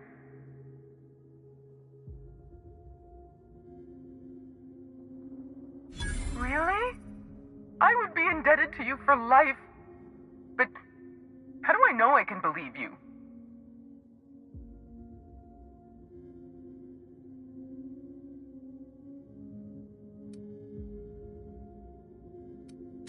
I'll have to come out to assess it myself. Hold on.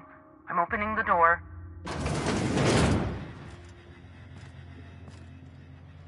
Let me just catch my breath. I swear, my heart's trying to punch its way out of my chest. Law, I'm so lucky you came along. I know it sounds crazy, but a little while back, I'd been gearing myself up to take a long walk off a short turbine platform. Then the security mechanicals broke out into a massacre, and I realized I really want to live. How can I help you help me get out of here?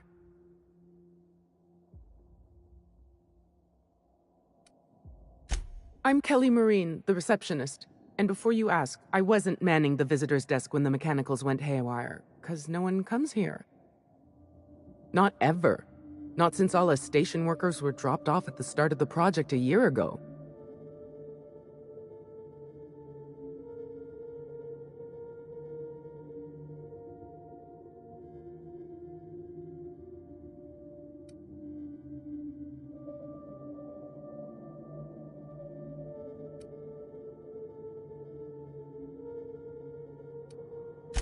project's on a yearly rotation cycle. Once a year, Auntie Cleo reviews our work and decides if we get more rations, personnel, deadlines, that sort of thing. At first, I thought it was an honor, getting assigned to a lab up in the ether high above Olympus. But I didn't know what it'd be like, day in and day out.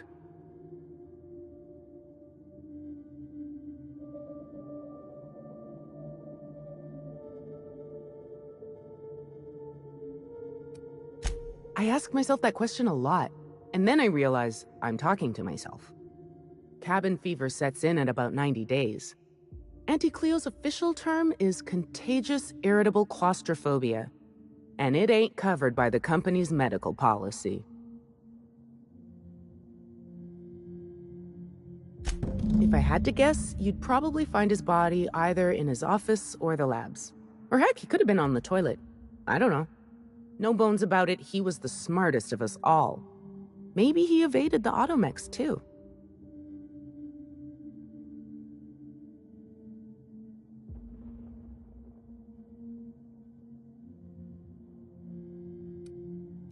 Like what? Pink slip protocol. How should I know? I just monitor the front desk. Well, except for the last couple of days when I've been hiding out in here. If you work at Oops, you're doing research and development. If we're not researching or developing fast enough, the protocol's there to put the fear in us. Somebody messed up. When one of us makes a mistake, the whole facility pays for it. I know it sounds harsh, but it was in our contracts and everything.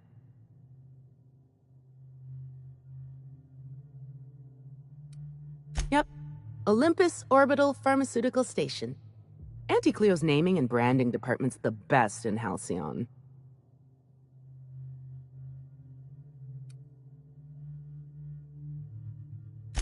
Just a feeling I got.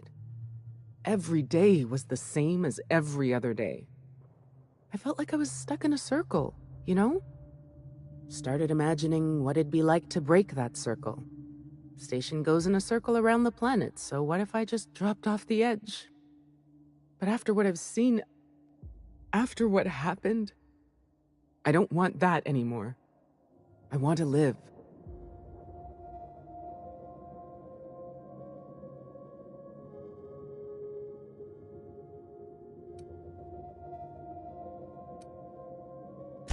I'm not making anything. The research team, they were brewing up some improvement to Auntie Cleo's anthracillin. Science stuff isn't really my area, though, so I don't know more than that.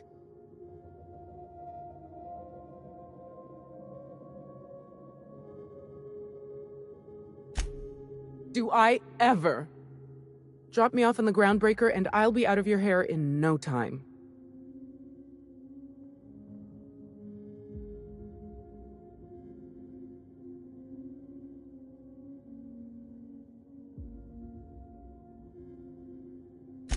Oh, thank you so much. I'll just hide in a crate or something. You won't even know I was there. Here, this is my official laboratory headgear. I won't be needing it anymore, so it's all yours.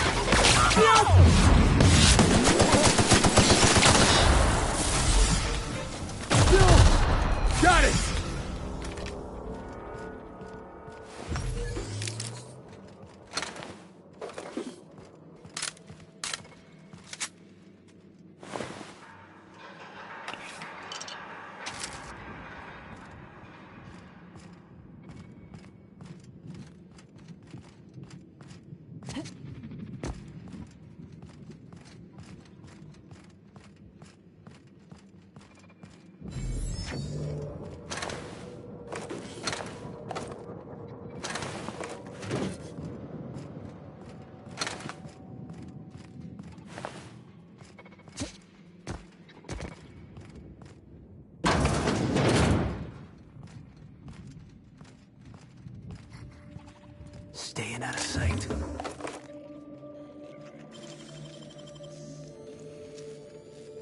Great work.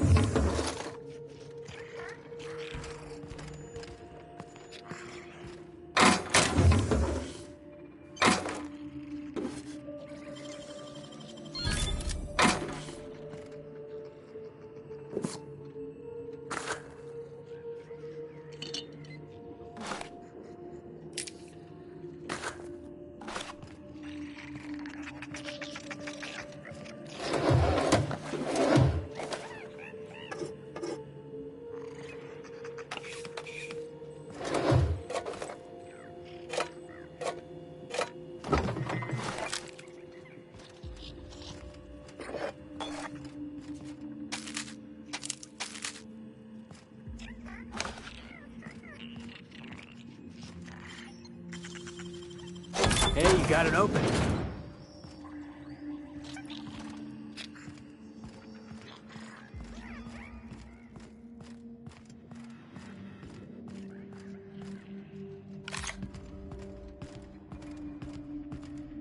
Okay, all right. The sooner we're back on solid dirt, the better.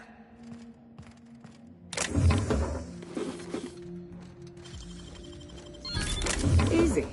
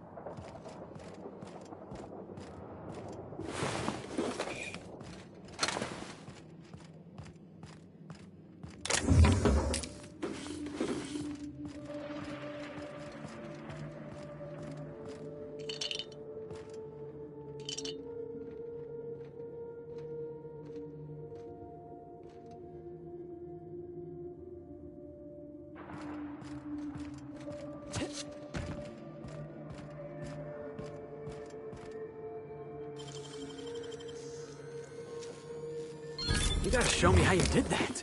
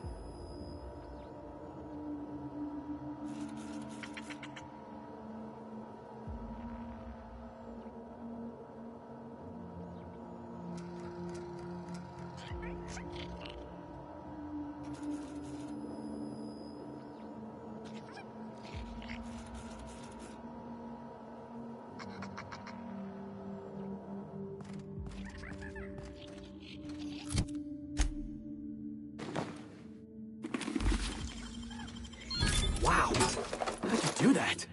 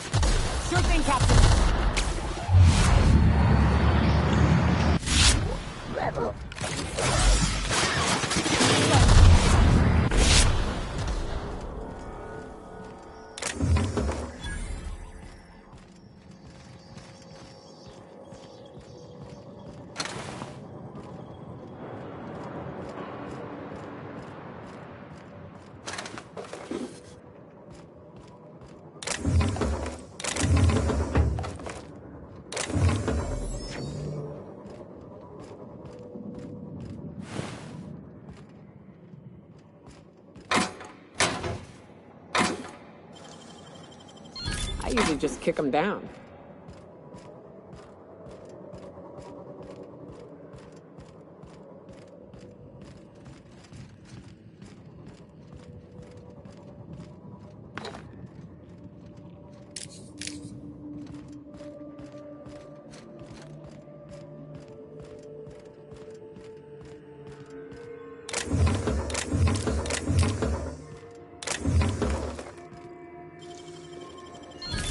Nice.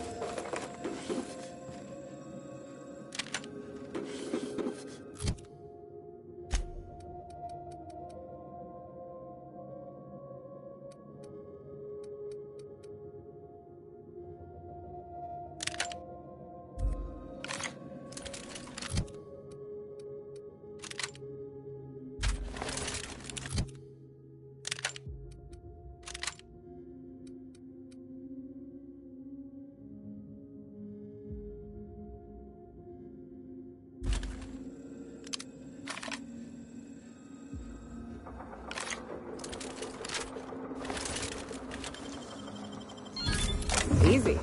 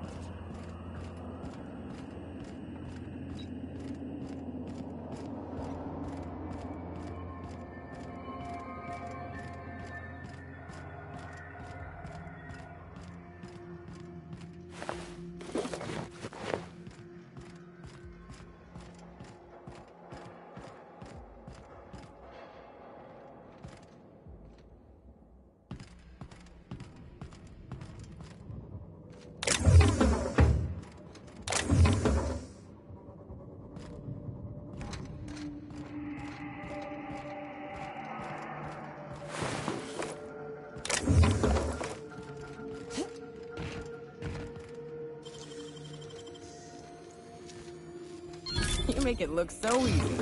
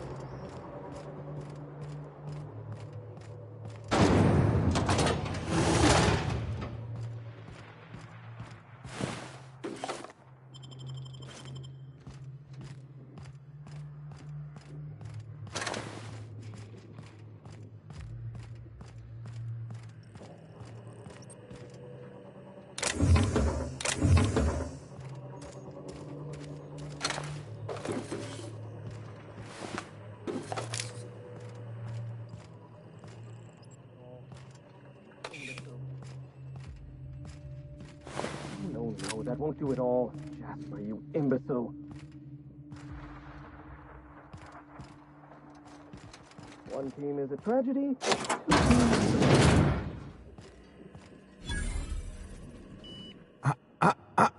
Shush. No talking. Concentrating. Damn it. I almost had it. The formula was in my mind, and I almost had it. I was so close to a breakthrough, I could practically taste it. You really did pick the worst time to manifest.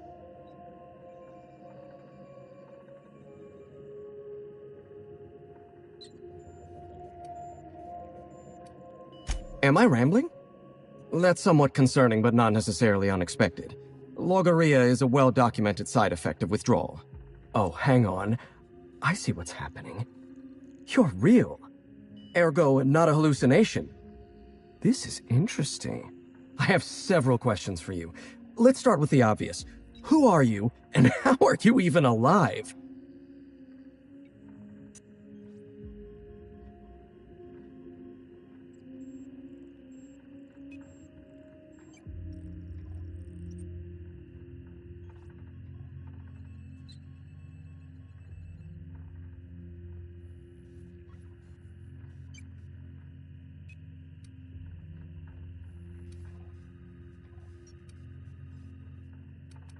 Dr. Jasper Lowe?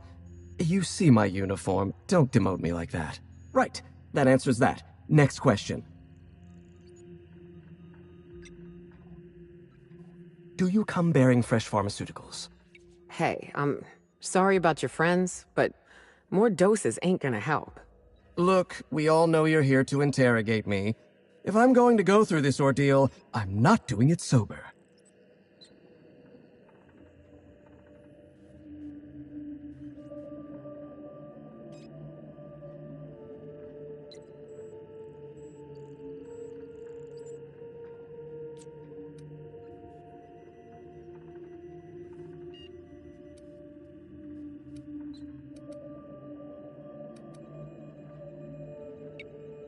Ugh, stale drugs. Well, what's one more disappointment anyway?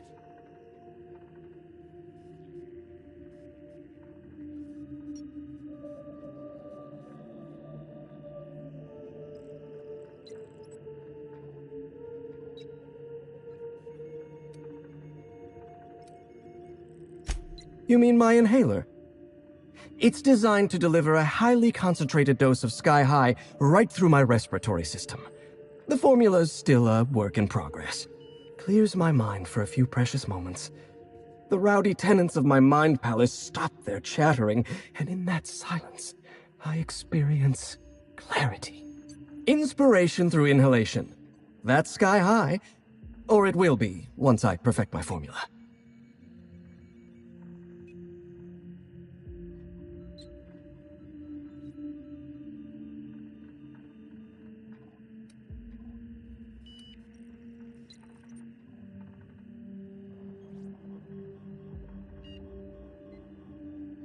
Auntie Cleo instituted the Pink Slip Protocol.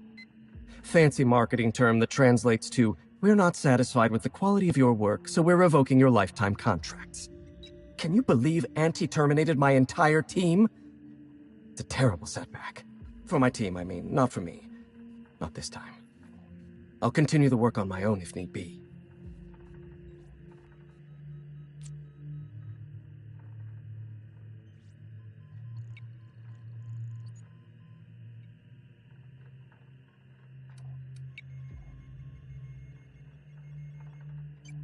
Ah, right.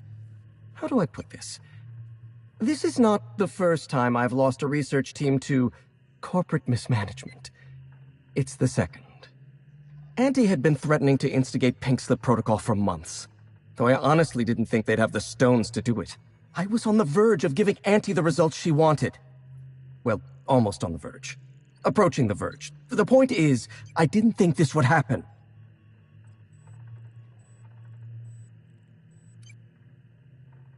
Bureaucratic procrastination and some incompetent saber-rattling. Before I was traded, I worked on Project Gorgon.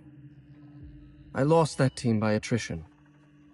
Management turned the screw on my team. Forced me to fire 1 in 10 researchers. The few of us that remained were overworked and exhausted. We didn't have much of a security detail.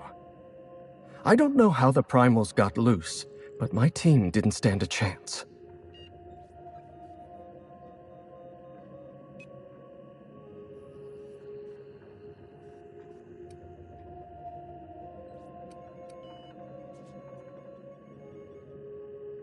You've done your research.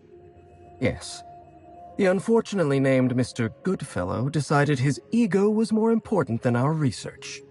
We were designing a drug the likes of which Halcyon had never seen. A veritable panacea that cured lethargy and guaranteed a lifetime of productivity. I was overwhelmed, overworked, frustrated. Forced to submit unfinished samples, failing to meet impossible deadlines.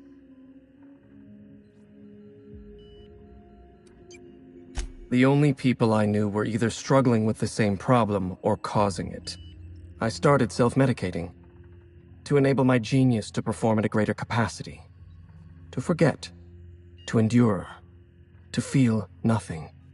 Project Gorgon was in its final days when the primals attacked our lab. It wasn't long until Spacer's Choice authorized my transfer to this facility.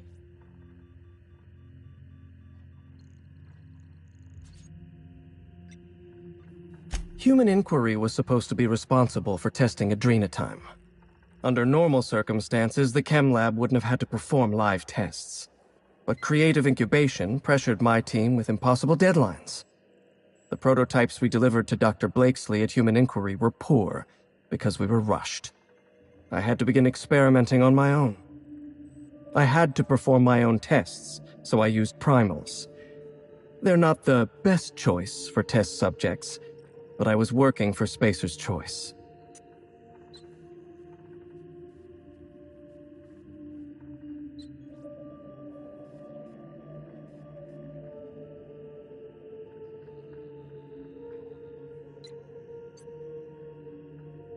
Whoever reached greatness by coloring within the lines. And besides, my lines often move around on the page. My point is, I was doing my job. I was doing science. I will continue to do so until my mind or my body expires.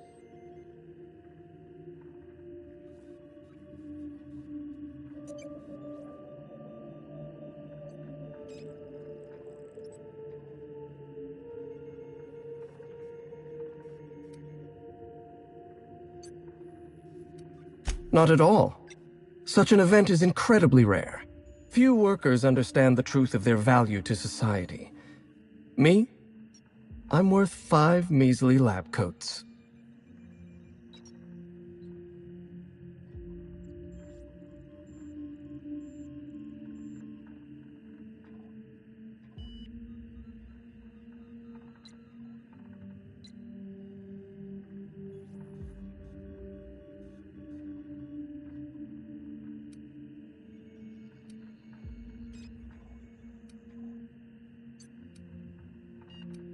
She would.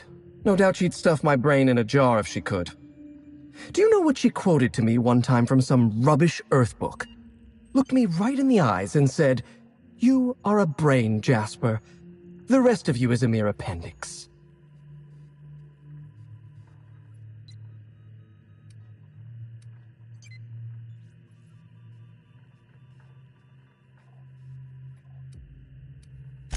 Worry not. These days, I never feel anything at all when I recollect prior events. Auntie Cleo wants us to develop Anthracillin Plus, a new and improved version of the original Anthracillin formula. And what Auntie wants, Auntie gets. Eventually. I was making considerable progress. I can't possibly fathom why they prematurely terminated the project.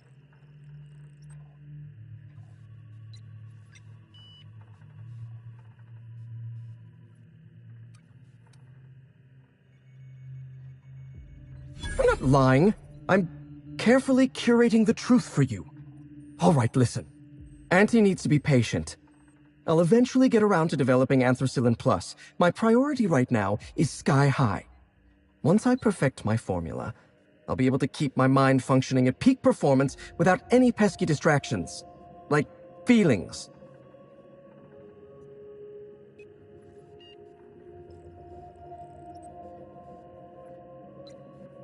No, you don't. There's nothing interesting in the chem lab. There's nothing interesting in Gorgon at all.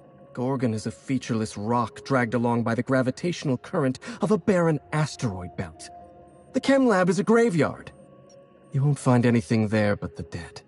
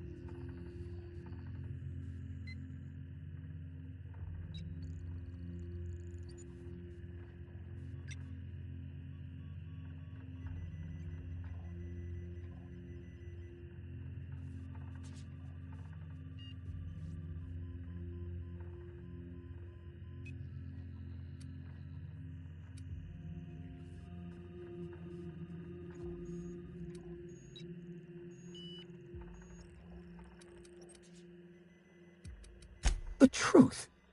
What are you, some kind of hero from those old contraband serials? Digging through corporate secrets, stopping at nothing until you discover the truth? If you've set your heart on exploring my old labs, I won't try to dissuade you. Indulge me with a favor, and I'll give you the access you want. The electromechanical turbine is offline. Without any power, I can't possibly continue my work. Be a dear and reactivate it for me. That's all I ask.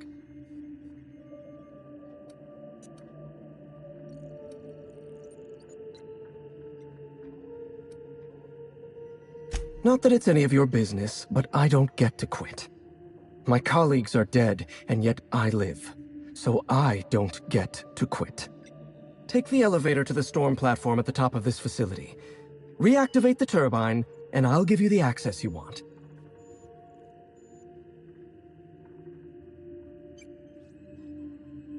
Of course you do. Well then, let's hear them.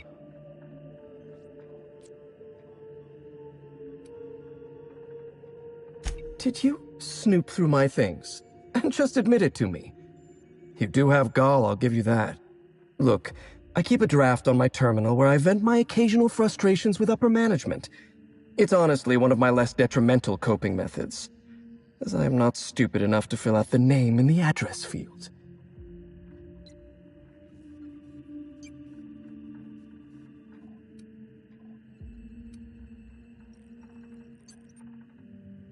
One thing at a time, my chatty accomplice.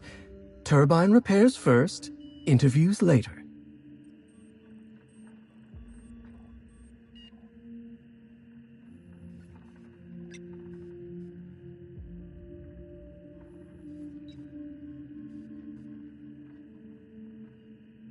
One thing at a time, my chatty accomplice.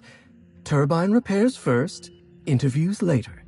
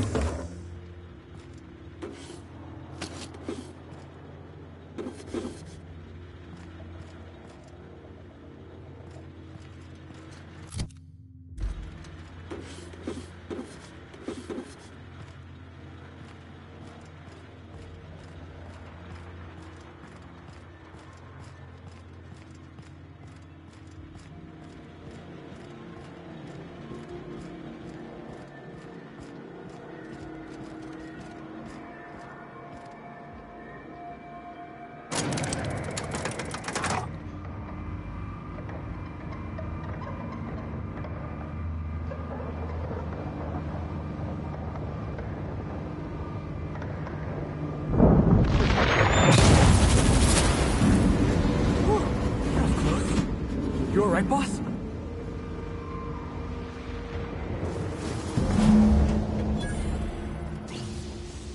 Like wrapped among the rocks.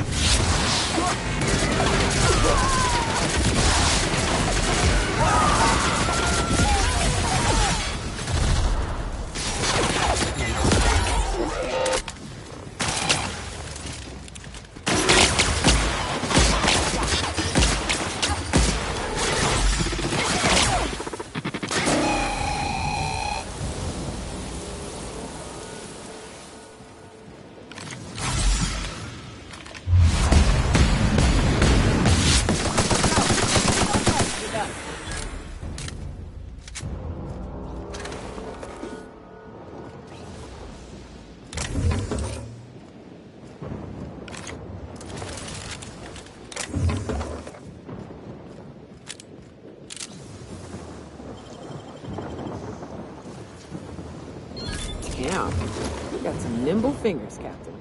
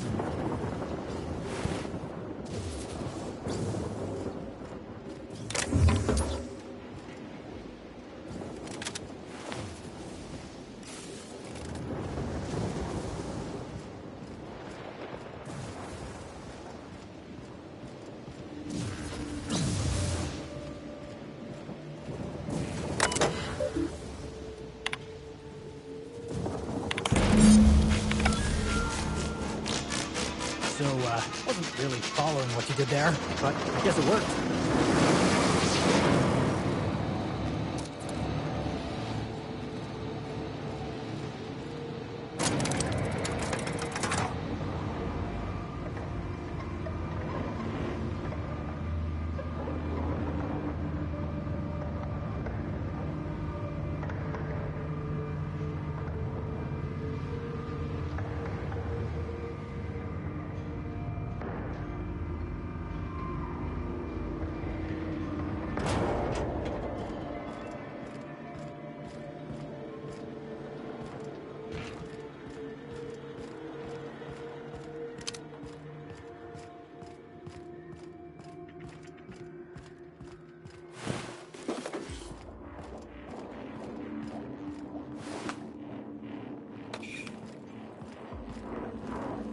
The facility's back on the grid, and my pipes again floweth with the sweet, sweet essence of my salvation.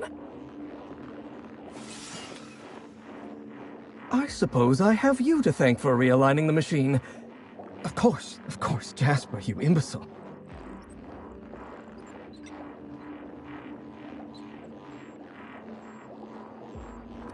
Right, yes, of course. You'll need my voice to get into the chem lab. I'm obviously not coming with you, so I'm giving you a recording of my dulcet speech. This recording should get you into the chem lab. I hope whatever you're after is worth the trauma.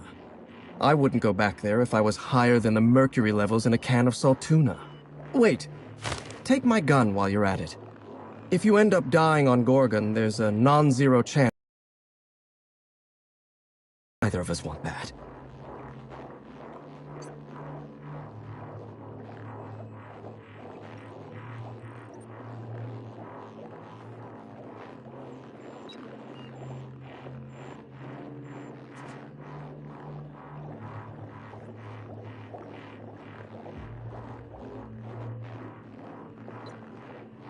Die, perhaps? Automechanical sentries are generally programmed to ignore corpses. I don't like the idea of going back to that place, to that life. Yes, I know it's not me risking my throat gallivanting around Gorgon. It's you, for whatever madcap reasons you've got. I've helped you once, and I don't feel great about it. I made a clean break from Gorgon, and now it feels like you're asking me to tether myself back to that place.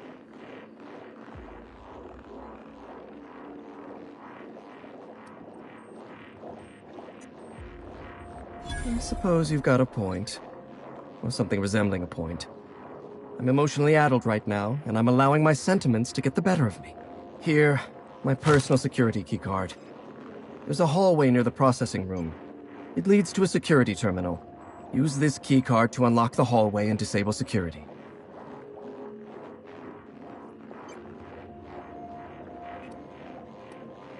Even if I wanted to talk about Project Gorgon, I couldn't.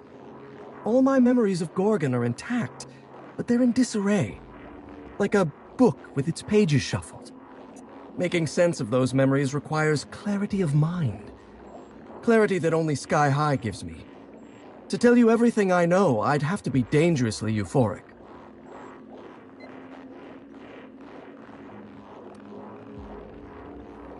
Surely you jest.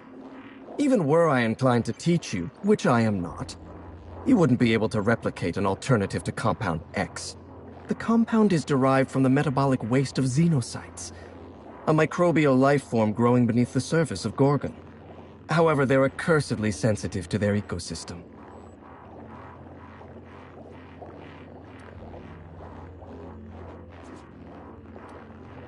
Exactly. When Project Gorgon was active, corporates' varied attempts to port xenocytes off-world killed them, every time. And even were one able to cultivate xenocytes in a petri dish, they'd need millions to refine even a dash of the compound.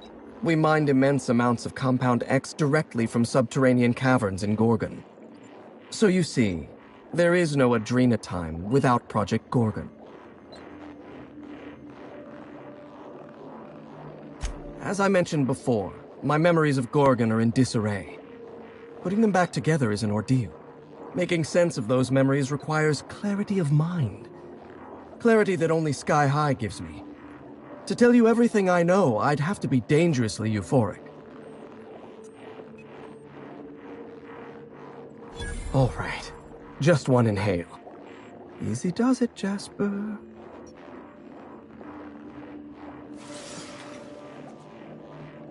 Have you ever seen a lake as still and clear as a mirror? That's how my mind feels right now.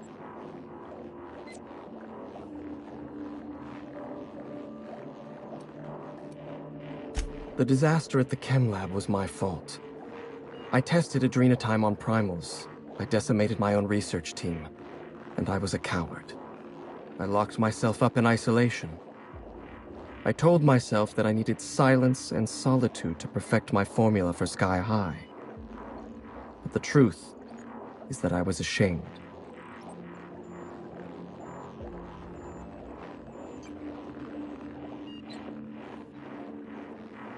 Nothing? Everything? I told myself I needed a drug to help me focus, help me work. The weight of guilt crushed my capacity to work, but if I didn't work, then I was worthless. Adrenatime was like that. It was designed and marketed as a necessity, an elixir of productivity. It made you feel guilty for not using it, and then hurt you when you used it. I'm starting to lose sight of my own thoughts. Entropy reasserts itself in the palace of my mind. The high never lasts more than a few moments.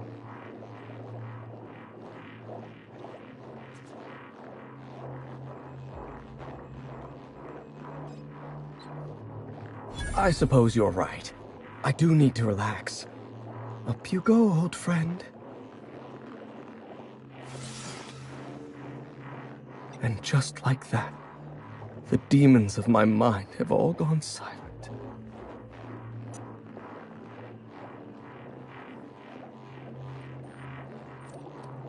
Lawrence Goodfellow and his vultures in the OCI drove my team to death and picked our bones clean. They wanted us to develop a miracle drug.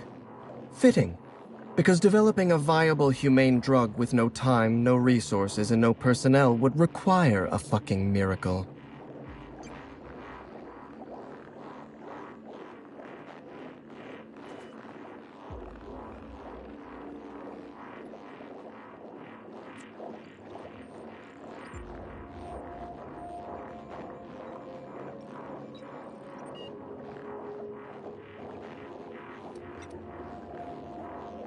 I mean fit for human consumption. I mean designed for the benefit of all humanity, not just the benefit of a few greedy scavengers at the top of a corporate altar. I lost the best years of my life trying to improve the lives of everyday people through science. And my superiors forced me to develop an addictive, destructive, horrifying drug for marketability. I'm starting to lose sight of my own thoughts. Entropy reasserts itself in the palace of my mind. The high never lasts more than a few moments.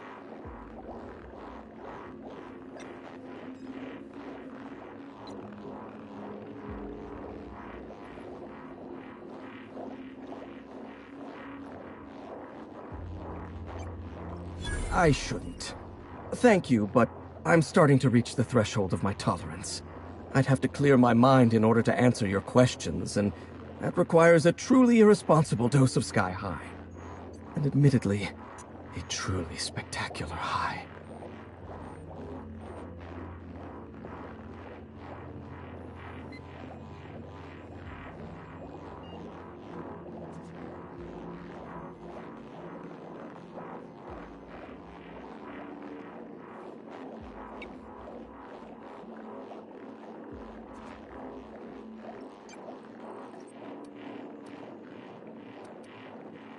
All right, I'll humor you. Indulge you even. For what better life could a scientist want than one spent answering questions? Up you go, old friend.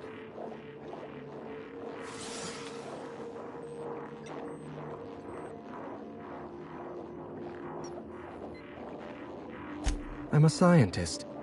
My entire life is built on the foundation that science is a force for good in the world. I believed in Project Gorgon. Spacer's Choice didn't. The compound that we discovered on Gorgon had all the makings of an elixir.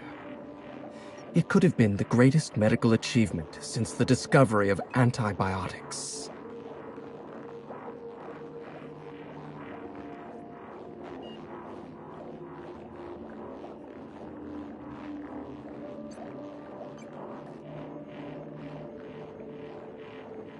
I'm saying Spacer's Choice never saw anything in Gorgon beyond profit.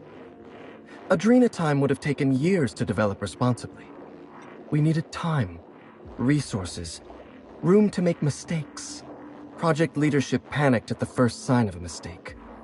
They gave us no resources, slashed our time in half, and demanded we produce anything marketable.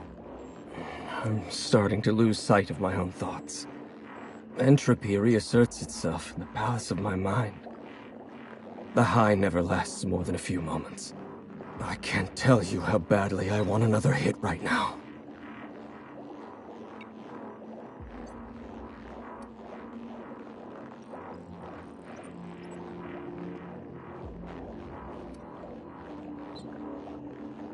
Haven't you read your scripture?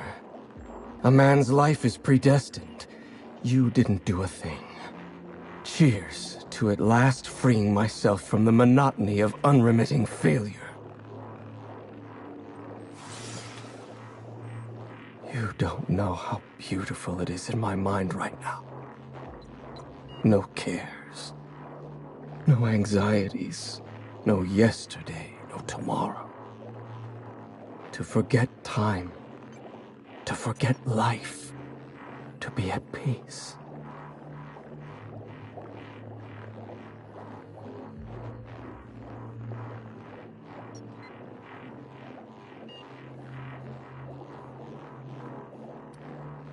I have absolutely nothing to say. Possibly ever.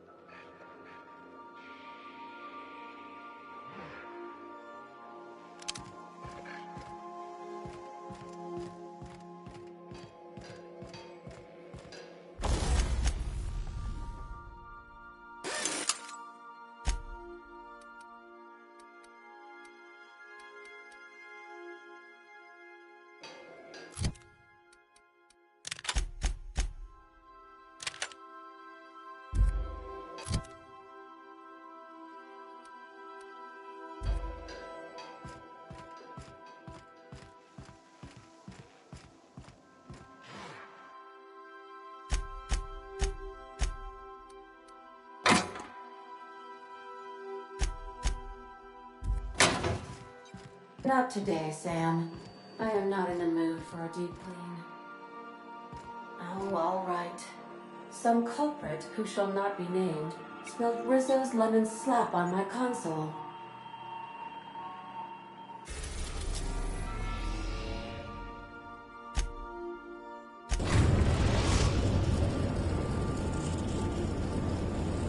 Destination reached. The Groundbreaker.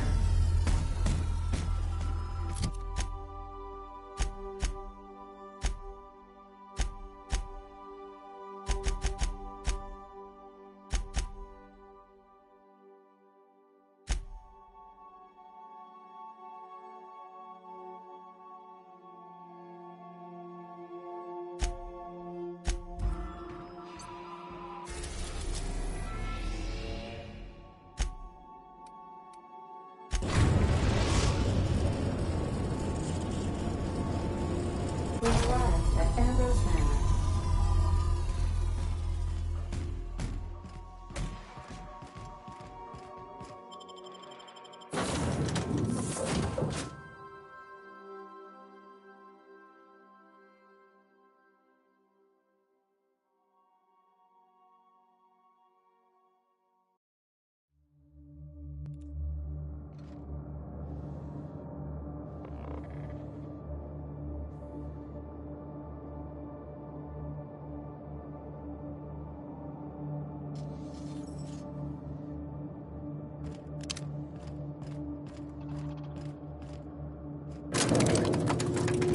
This unit expresses dismay.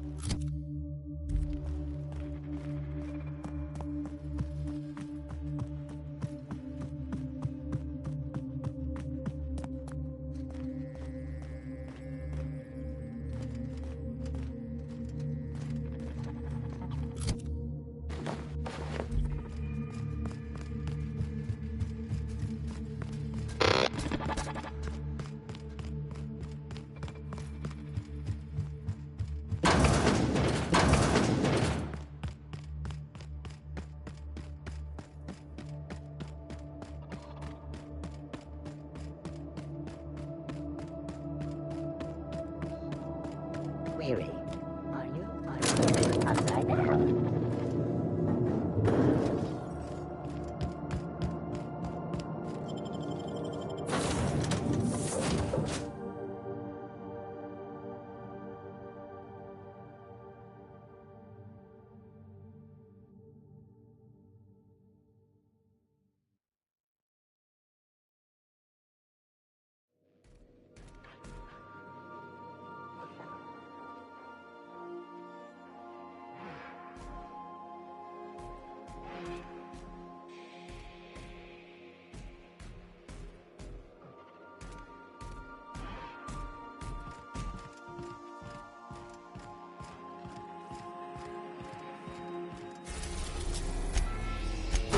In orbit about Jordan.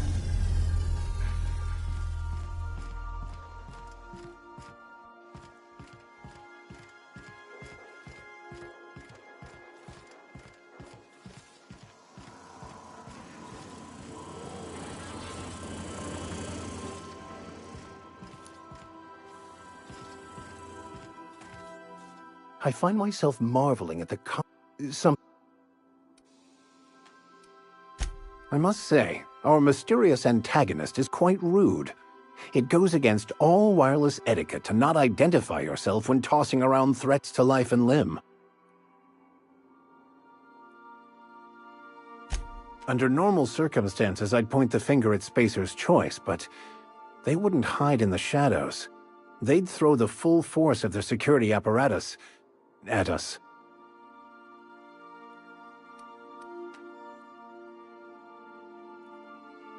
Don't be deceived. UDL knows exactly what they're doing.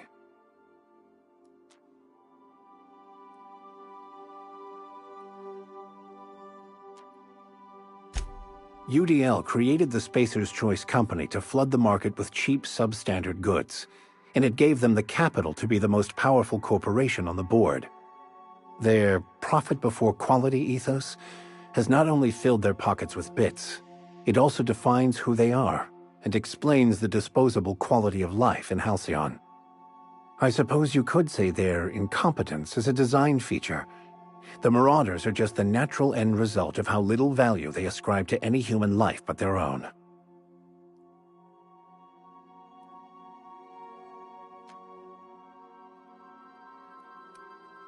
Well said. As always, I am at your disposal. Something vexing you?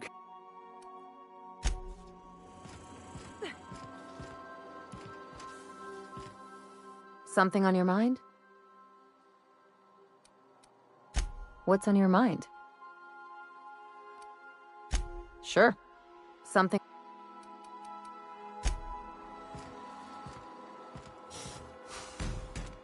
Good to see you, boss. Nice work dealing with those freebooters. Somebody out there wants us dead. That don't exactly narrow the field.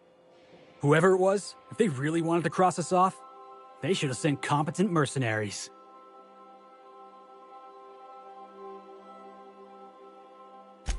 Yeah, you're right. Besides, even if the freebooters were competent, you would have made them look like a bunch of amateurs, boss.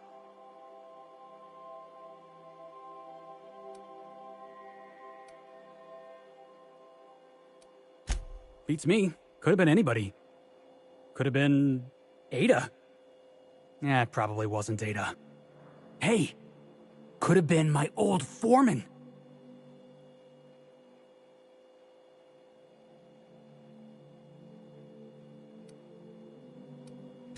I'm guessing whoever hired him had something to do with Project Gorgon.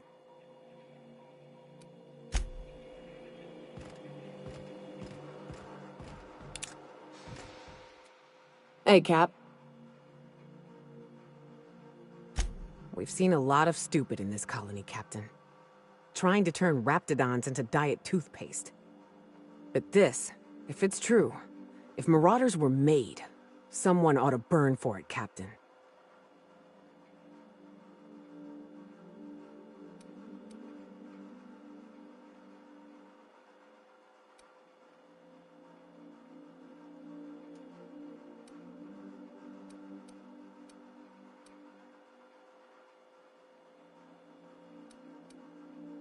Calling them human is generous. They fit right in with the wildlife. I knew folks who turned. I've seen it happen. It's a slow, insidious descent into madness.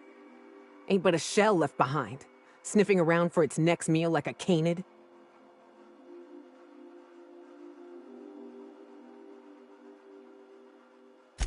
Well, someone has to be. Marauders are a problem. Finding out it's self-inflicted is... Ugh! Someone unleashed that evil on our colony. And at the end of all this, they ought to look that evil in the eye and account for it.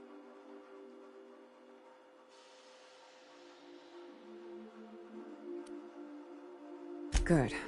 Thanks for chatting. I know I ain't normally the one to wear my heart on my sleeve like this, but this whole thing's got me shaken up a bit. I'll pull it together. Let's go. Let's find out what happened.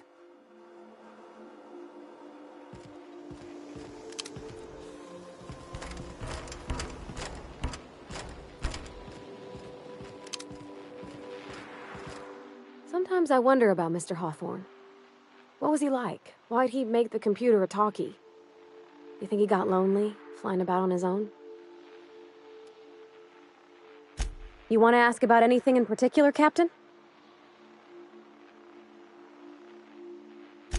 Dad always said I couldn't keep my thoughts to myself, even when I wasn't speaking.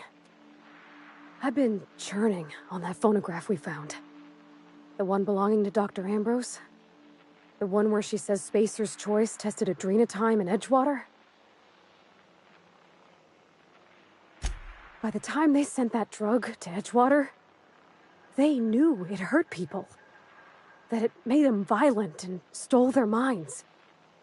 But they did it anyway. Edgewater was already fraying at the edges and they tore it right to bits. All to make money. I just can't conscience that kind of cruelty no matter how hard I try. It just makes me want to scream. Thanks for letting me talk, Captain. I've been needing to get that off my chest.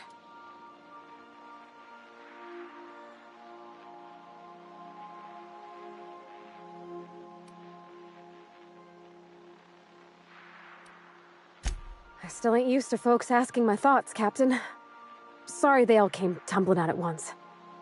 Thanks for hearing me out.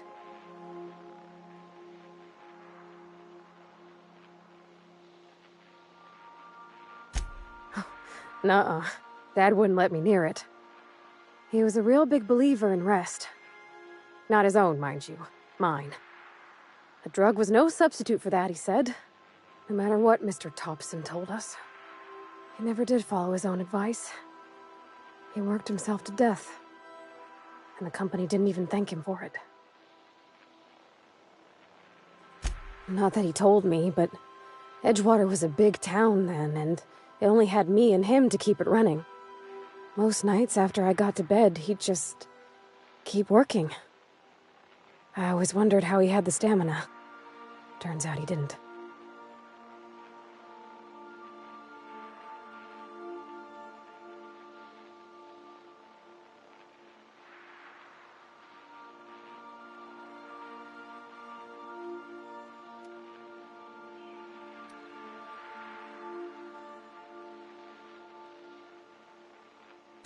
I don't think I ever put it in precisely those words before. He would have looked after his health if he could. He always looked after mine. My dad was still young when he passed, but he had the body of an old man. The company did that, not him.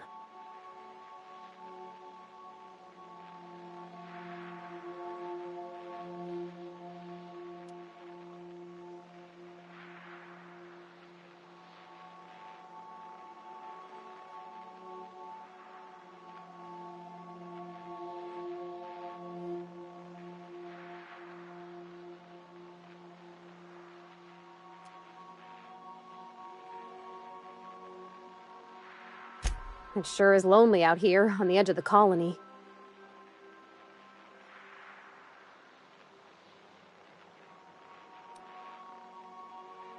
Alrighty. You change your mind, you just holler. You know, whoever wired this ship up had no idea what they were doing.